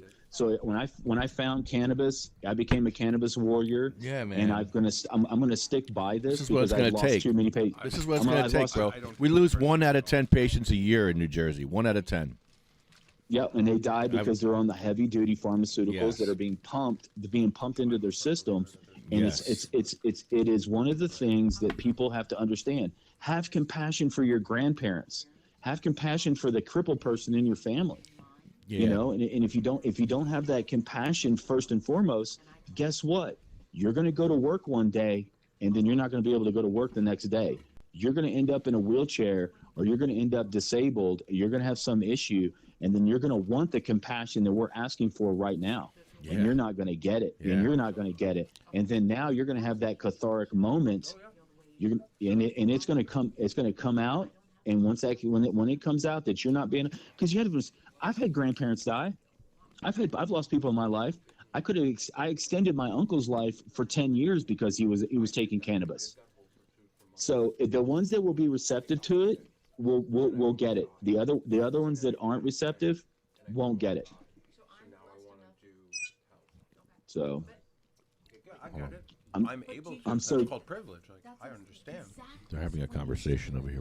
They're having an internal conversation. We're going to listen. It's so good. We're going to listen to another conversation. What are they talking about? Well, what I'm saying is like there's more than like work. It's not. People don't need to work. Like, yes, I understand you need to pay bills. It's that saying like, but where do you, your health isn't as important as your job. That's specifically what I mean when I say there's more than work. So, do you that your health, you need to take care of that. And if your work won't allow you that freedom, there are ways to make it legal. That. But wait, do you mind if I touch you? Because when I'm arguing with someone, if I put my hand on them, I feel like it's the less of an argument. Okay. You hold them down. I hold them down, or it feels less. So we just had an offline conversation, right? Yeah. Where I asked you, like, do you have a family? Do you have a safety net? I don't. So my life is very different from yours. So when I hear your messaging, I hear that it's okay. You could be free. You could be happy. You could do what you want. I'm very fortunate because my husband pays the bills. Okay. My money's always been the extras. And now college is turning into a fucking extra. Okay. I mean, that's what we are. My wife is paying the bills, and anything that I pull in is extra. Well, which is nice. So you get to live like me. You get to learn. You get to experience life. I mean, I'm so thankful for this. But right? This was also a choice for us. Like, my wife said to me, like, look, you've been going through job to job, like you've been in running kitchens and stuff, and like I wasn't fulfilled. Like, maybe what you need to do is actually help some people. And she told me, like, she's like, look, you don't have to worry about it. Like, we'll figure out a way, on what we're making. But I want you to do this. You also made the life choice not to have kids. I mean, at some point I want to, but yes, I haven't had one yet because I'm not in a place where I can. And I made the life choice to have kids. And I mean, one of them cost me $80,000 out of pocket because of IVF. Okay, so it would turn into an expensive choice, which I'm so thankful because I got blessed with 2. But now I feel responsible for their future. So every action I do, that's why, like, sometimes this kind of messaging like bugs me because I'm like, not everyone has that option. Not right, everyone but do you has... see what I'm saying? Like, I'm not saying you don't have to work, but like, well, I mean, dude, if you let's say, it depends how sick you are. Like, I was in a place where, like, I couldn't function for 6 months. I wasn't working. Why? Because I was so sick. I couldn't get disability because I had lost my job and come off of unemployment and then got sick. Like, part of the stress from losing my job, like, sent me into, like, a Crohn's overload. So, like, when I say, like, died. You realize you could have died. You it's happened to me twice. The first time it happened, I had my intestine ruptured, and I got really lucky that I just happened to be in a doctor's office as my stomach started to turn black and distend from blood pooling up in my abdomen. Like, I was rushed into surgery when I was 25. So, like, my view on how things are done are completely different. I think, and because stress of that. for you invokes such a physical trauma. Oh yeah. No, I like stress it. For really you. fucks me up. Like, it really, really fucks so me up. It's so funny because it's a little different because everyone's situation is unique. Because privilege, I guess you were talking about, is on a spectrum. So, like, for instance, I know someone who was suffering from endometriosis for most of her life. She's younger than me. She's like 30 or something, and when I hadn't seen her for years, and I saw her, and she was wearing a winter coat in the summer because she was so bloated and full of fibroids and all kinds of things. And she was going to kill herself. Her quality of life was so bad because she went to the doctor, and the doctor said, well, we can only do so much. It's attached, they're attached to your organs, your lesions. You can't do anything about that. Here's your pills and enjoy the next, 50 years of this. And so she was able to do RSO because she, her option, what was her other option? Like, she's like, I might as well try this before I kill myself. So it's not like she was doing anything else. She's still around. And also with cancer, if what you're dealing with is something life-threatening, or it can turn into something life-threatening, then at the end of the day, the choice becomes make these changes which will have these temporary inconveniences, like, what about my job? But the other alternative is keep the job, work, and then die. Like, one of the first medical consults that I did with one of my friends was someone with pancreatic cancer, and he didn't want to try to treat. He ended up not wanting to treat his illness with it. He only wanted to do, treat his symptoms of discomfort and things like that. He wasn't. They literally weren't open to it. But his mindset was, well, I can't be fucked up. I'm a lawyer. I have to take depositions. I have to go into work every day. And it's like, no, you don't. Now, his situation as a lawyer is different. He could have taken 6 months off and, paid his bills. He would have been fine. His sister could have paid the bills or whatever their family situation was. But this person literally decided that that working was more important to them. He's dead. I mean, he's dead now. So I mean, like, there's this strain. I think that's why all of us are so behind it, though, is exactly what you're saying, is like when you help out a bunch of people and then you watch them die because they had access to it but didn't take it, or they were like, I couldn't get access to it anymore. Like, it's really hard, and like it gets really frustrating when people are like, I don't know, man, like I still got to go to work. So when I hear that, it's automatically get it, but I see both sides. Like I think it should be available. That's why I've made myself accessible to these videos, is because I do think patients need to know how to make their own medication. I think patients need to be able to have the information. Yeah, that's the goal. That's the goal. That's the goal that we have. And that's the only reason that I think we should have access to be able to do anything. And I don't know if anybody remembers it. Has anybody heard of the Anarchist Cookbook? See, now you guys are going down. I might have heard of it. I've heard of it. Unofficially. There was a book company. There was a book company when I was a kid. Like, I'm talking like back in the 70s and 80s. It was called the FS Book Company, and they used to sell the banned books. And that was where the first book I found on marijuana cultivation, Closet Cultivators book, was sold. And then they sold a book called the Anarchist Cookbook. And it's if you have an original copy of the Anarchist Cookbook, it was the first banned book in the United States. It teaches you everything you need to know to be an anarchist. And that means they would teach you how to extract acid from Hawaiian woodrow seeds. They teach you how to be a clandestine laboratory. I'm not quite sure.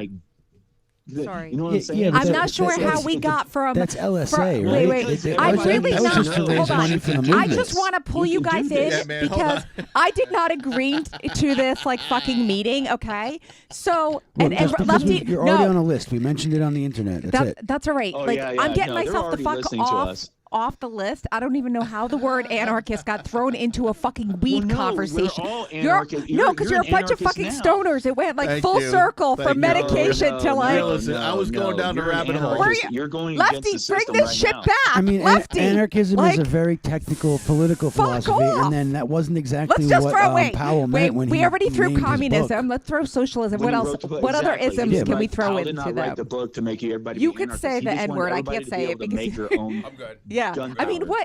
what? This is okay. I mean, anyway, those are loaded terms.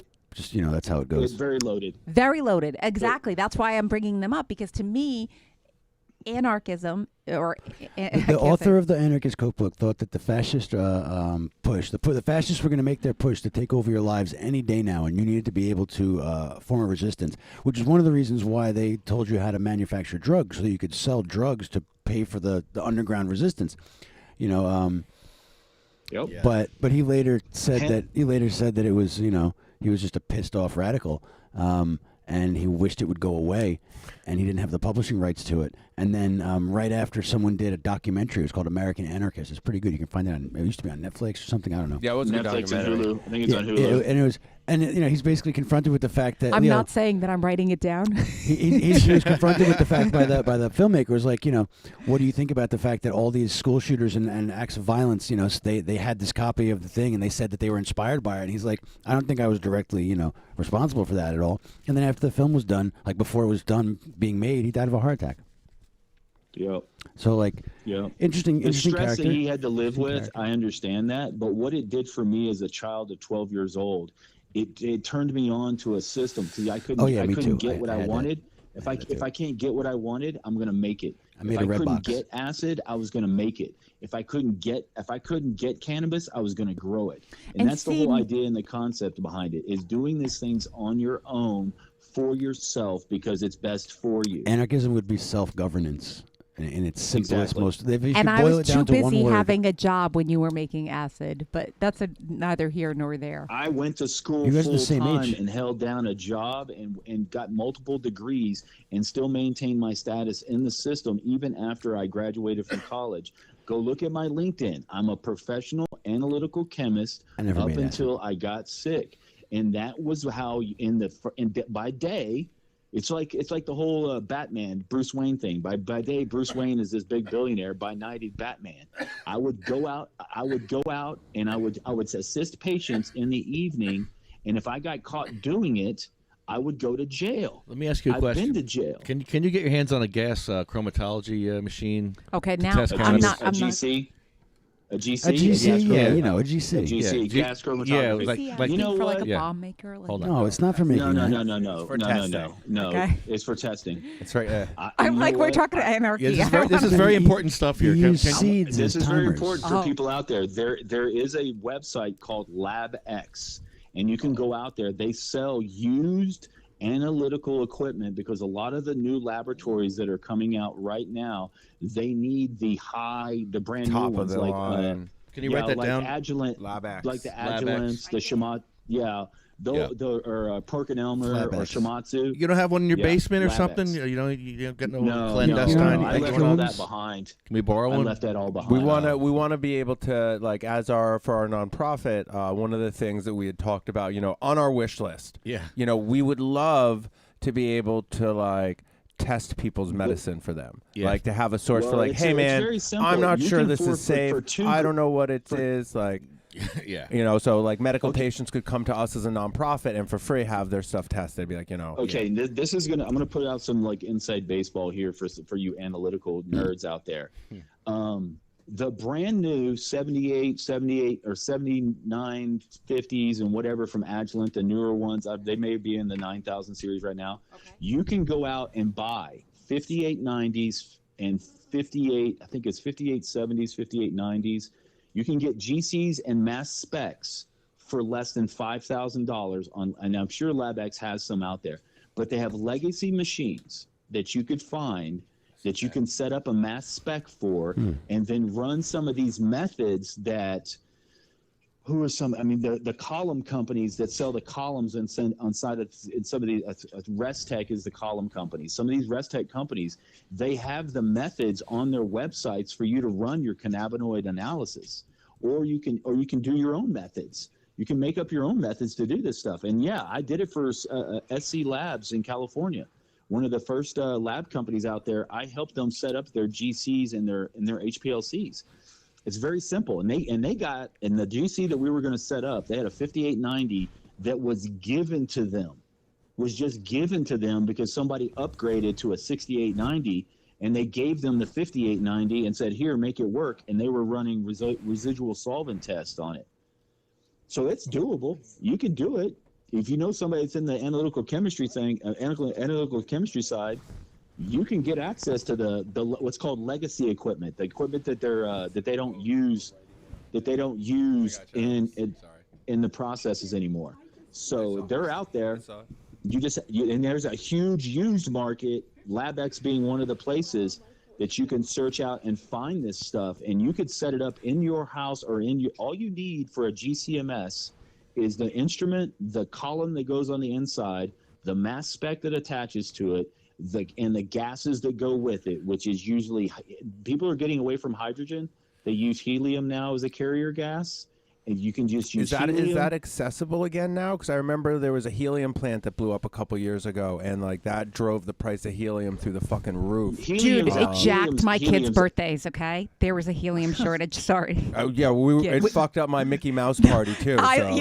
We couldn't. Sorry, I kids, used no to sing balloons. falsetto. Helium. But then there are other carrier gases that you can use. There are other carrier gases. People are using hydrogen, helium, carrier gases. They've been using, I think, what's the other? I think CO2 is being used as well. But helium, hydrogen, and the carrier gases, nitrogen.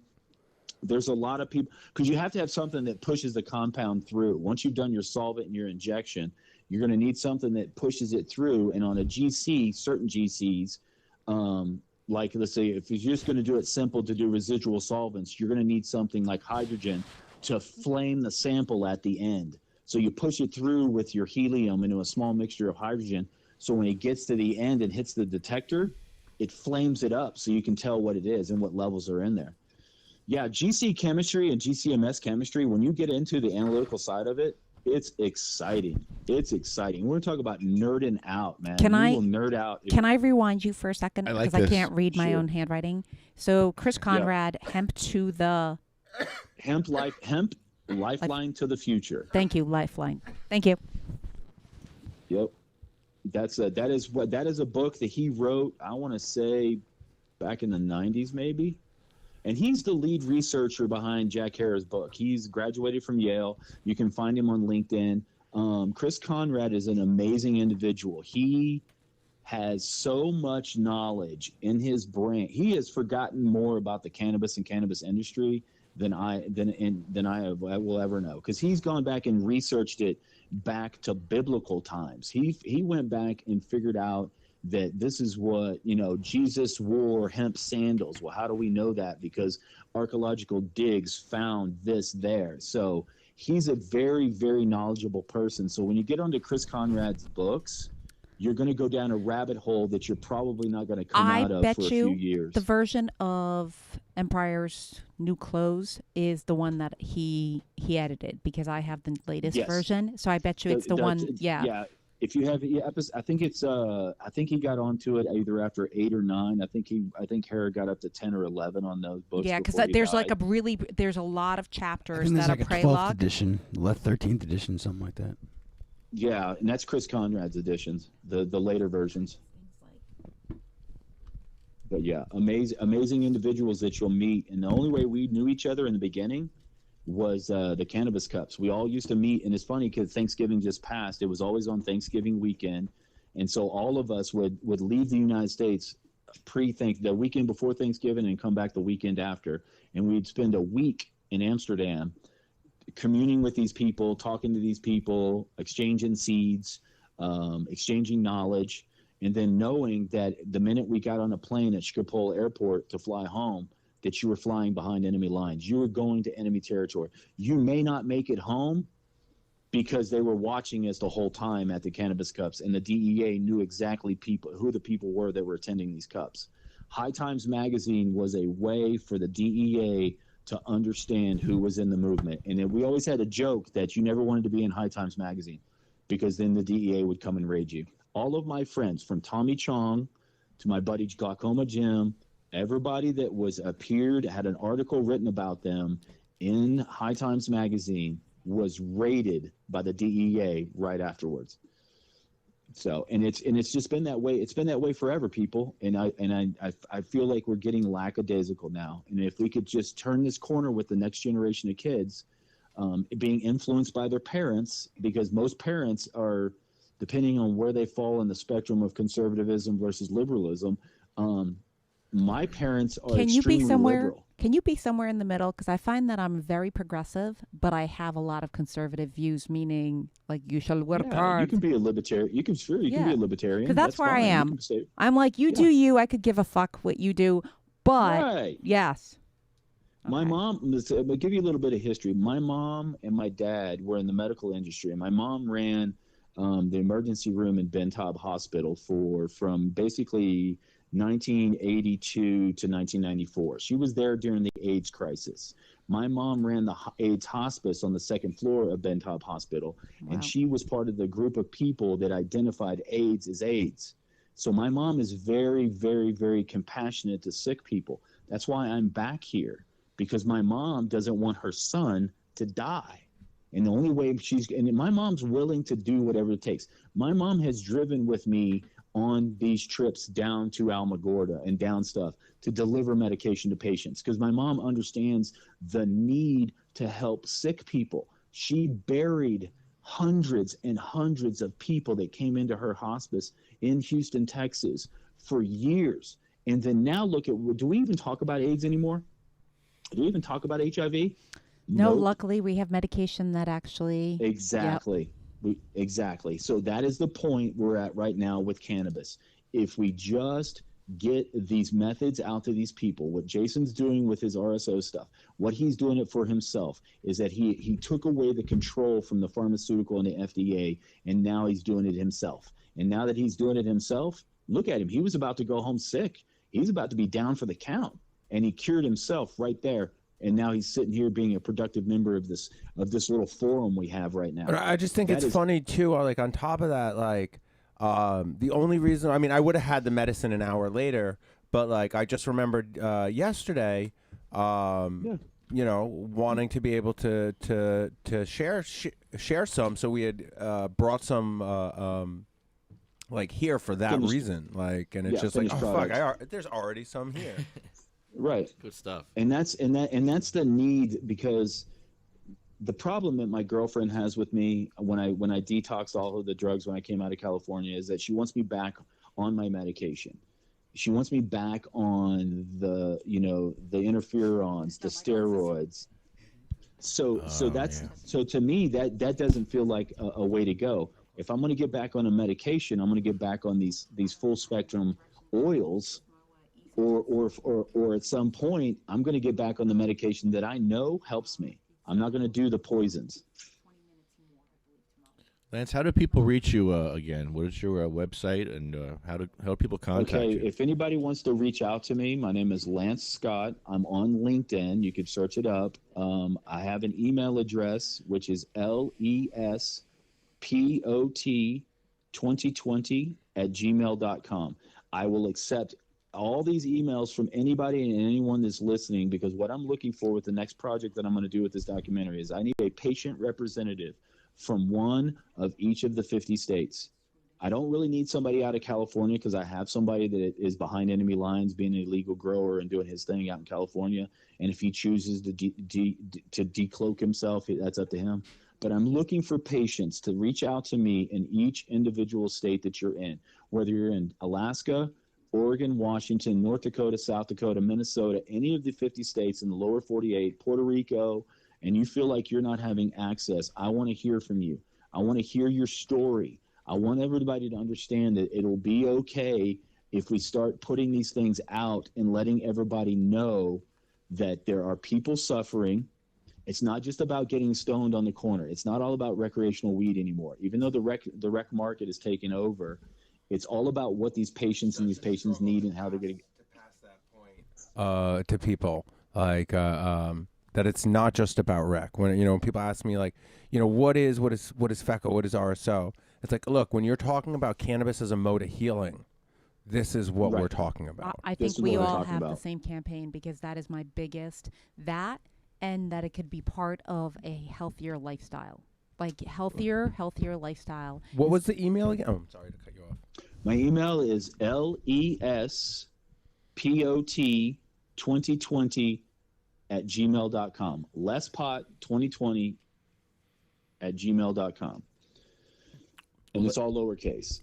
Thank you, Lance. We have thank you for coming on our podcast. We as we end the show, we have a list that we go through here of all our friends that have passed away. And I started playing I'm going to play some audio for you guys, video for us. Audio of Jeff Oakes as we go through the list here. Let's see if I can get this to work. Hold on. Well, I hope it's not too late for me. That's all I got to say. I am a patient in the program.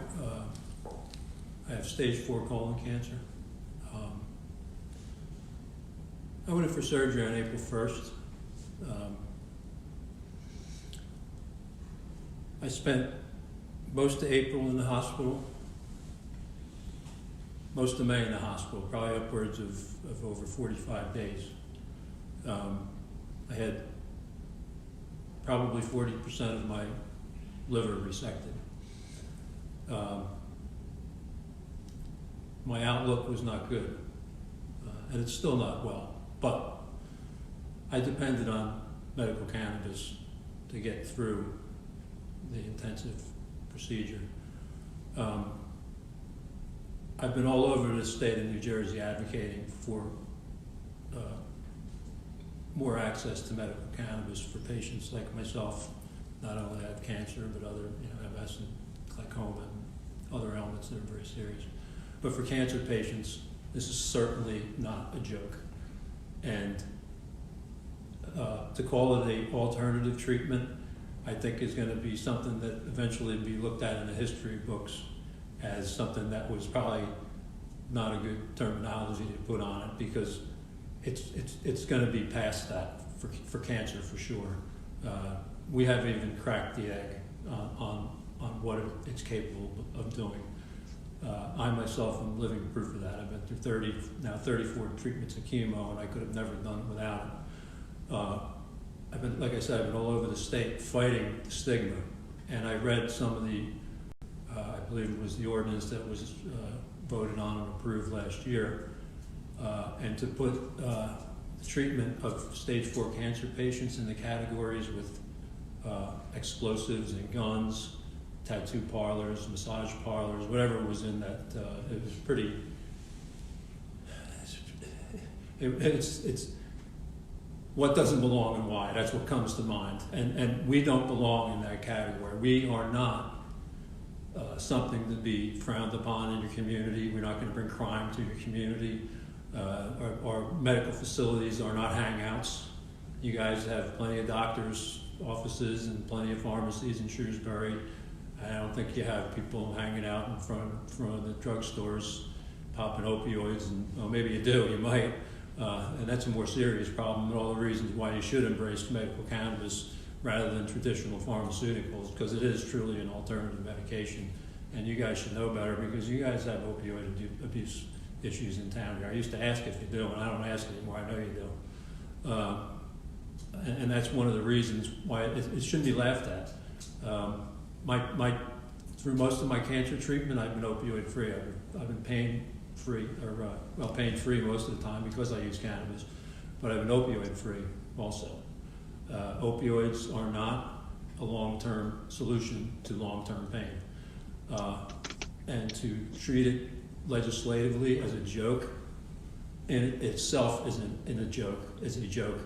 And to not take very seriously ill people seriously, there's no compassion in that. And I think, I'm from Oceanport. I played softball in Shrewsbury here. I probably might have played softball against some of the folks here. I played softball with Mary Coffey and Oceanport on the same team. I mean, I know a lot of locals here, and I see Monmouth County as being compassionate. I don't see the stigma representing the true feelings of how people feel in Monmouth County about medical cannabis. And I think Shrewsbury could, if Red Bank can have one, Shrewsbury can have one. There's going to be more patients coming down the line. We're going to need all the dispensaries at our disposal. And there's people in Shrewsbury that have to drive, and you don't know them because they don't make themselves known because of the stigma sometimes.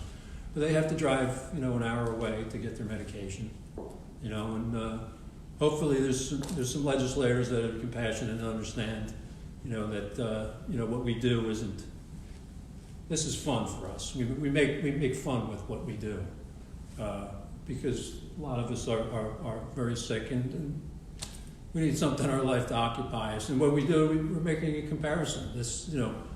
We parade alcohol around on our billboards on the side of our New Jersey Amtrak trains. I mean, it's the hypocrisy between the public stigma on the two chemicals is pathetic. And I think certainly as far as medical goes, we can move past that and treat the patients in New Jersey with a little more respect. Thank you. All right. Thanks, guys. Thanks, everyone, for tuning in to our podcast. I think we lost Lance, but thank you all. And anything else before we go? I think we're good. Happy holidays. God bless us, everyone. Yes. Yes. Fuck, what was I going to say? You were going to say There's no follow-up from Scrooge. Oh. You're going to talk about Ebenezer Scrooge. Oh, wait a minute. And Happy Holidays. And how it's worth the wait. The books? Your pizza. Probably something about pizza. Wow. That was a moment. Sorry. Well, I can feel the RSO now. So, So like I'm a little high. I'm So sorry. you know, Off happy the- holidays, guys. Happy holidays. Off the topic. Is there a question about the books? There was books that were listed today. What was the first book we listed? Was Hold there on. A book. Yes, the hemp. Lifeline to the Future. Lifeline Hemp, to the Future. Lifetime to the Future. That's the one. Lifeline to Lifeline. the Future. That was the book that was. See, What about before that? Was there another book before that? mentioned? No, no. before that. The Before that. Emperor Wears No Clothes Oh, by the Jack. By Jack Yes. Kerouac. Oh no, you mean something from Terrence McKenna about mushrooms? Terrence McKenna and mushrooms. And Dennis McKenna. Dennis Terrence McKenna's dead. And His Dennis brother is still the scientist. Yeah. Terrence McKenna was a theorist. His brother's a scientist, Dennis. Okay, sorry, Marina. I thought you meant the book that we just had mentioned, but okay, there was a few books mentioned. Can I just can I just say this was one of the most This is educational- amazing! My mind was blown a bunch of times today. This is great. You guys are too smart for me. I'm so glad Lance poked me. What's that? I sent him an email already. Oh, good. Yeah, just to make that connection. and good keep that- stuff, man. Good stuff. Lance, if you're listening, hit me up on LinkedIn because I enjoy our conversation. So we'll continue it that way. I like LinkedIn better than email. Is that weird? Yeah. Fucking capitalists. Such I a couldn't help it. Couldn't help it. All right. I made a LinkedIn account like this year, and then like all these people from high school started adding me as friends and Wait, stuff. are And we I was friends? like, you know what? We're Fuck not this. friends. Find me. Oh, I live on LinkedIn. I've made friends because of LinkedIn. I don't even think I have a picture. Oh my God. Let's make a picture right now. Let's do it. Oh God. Yeah. Yeah, No, I'm not. let's take one. Take one right Yes. now. We're gonna be in it. In the sweater. With the sweater. We're gonna be in the picture. Yes. Yeah. I probably have a beautiful picture from That's from great. yesterday for you to do on your LinkedIn account. I'll send it to you. I don't even know how to find my LinkedIn account. Would I put Get it your on phone. email? Get your phone and you use my QR code. Fuck. What the fuck? It's like do I have an app on here? You should have an app. What is that ticking and wait? Sorry, it's me. Okay. Silence yourself. That's cool. Why do I hear that? Because your phone is connected to the. Yeah, it was me. Sorry. I like that. You know what? You could use it like a beatbox. Can you do a song? No. That's that. What the fuck? Fucking random. Put your headphones on so I could yell at you. Oh, I have a picture. All right. Thank you. SativaCross.org if you want to donate. Did you connect with me? I don't know. CMMNJ.org. Thank you for your help over the years. Magical Butter, UFCW You Local have only 152. 44 connections, you poor thing. JacksonStorms.com, Arlo Glass, OpenMachine.com, Pure Puff Lifestyle Shop. Okay. We're good. Okay. More of a street person. Ready? Peer to peer. Okay. Take us home. Do me a favor. Okay, what's home? Home is where I go like this. Scan this. Yeah. It's where I put That's on where my, I can message I you put on my because it does help me. my with- big boy voice. And I say something like this. Because it was written 100 years ago, and it's very relevant to activism today because of all the... Lance knows all the people that died. Well, we go through that too here. A lot of people have died. We feel that pain here. It's terrible. We have a list, and you just saw the list. And it's hurtful. It's helpful and hopeful. And I go through a lot of emotions every time I go through that list. I actually had to take my headphones off and not listen to it this time because I didn't want to cry. Because it makes me cry every time. So thank you for reminding us. I hope you're sad, because I'm sad. A lot of these people couldn't get cannabis. They couldn't get the cannabis they needed. You Lefty, don't even have a picture. I totally do. That's the wrong Diana McElroy. Did someone jack my fucking... You got jacked and I hacked. got jacked. Fuck you. Yes. There's one. I scanned that. You scanned that, and what happened? I don't Let me know. see. I followed it. I followed the person that it brought up on LinkedIn. Oh, my. Yeah, but you want to connect with me. Hmm.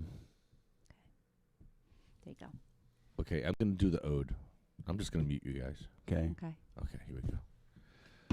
They went with songs to the battle. They were young, straight of limb, true of eye, steady and aglow.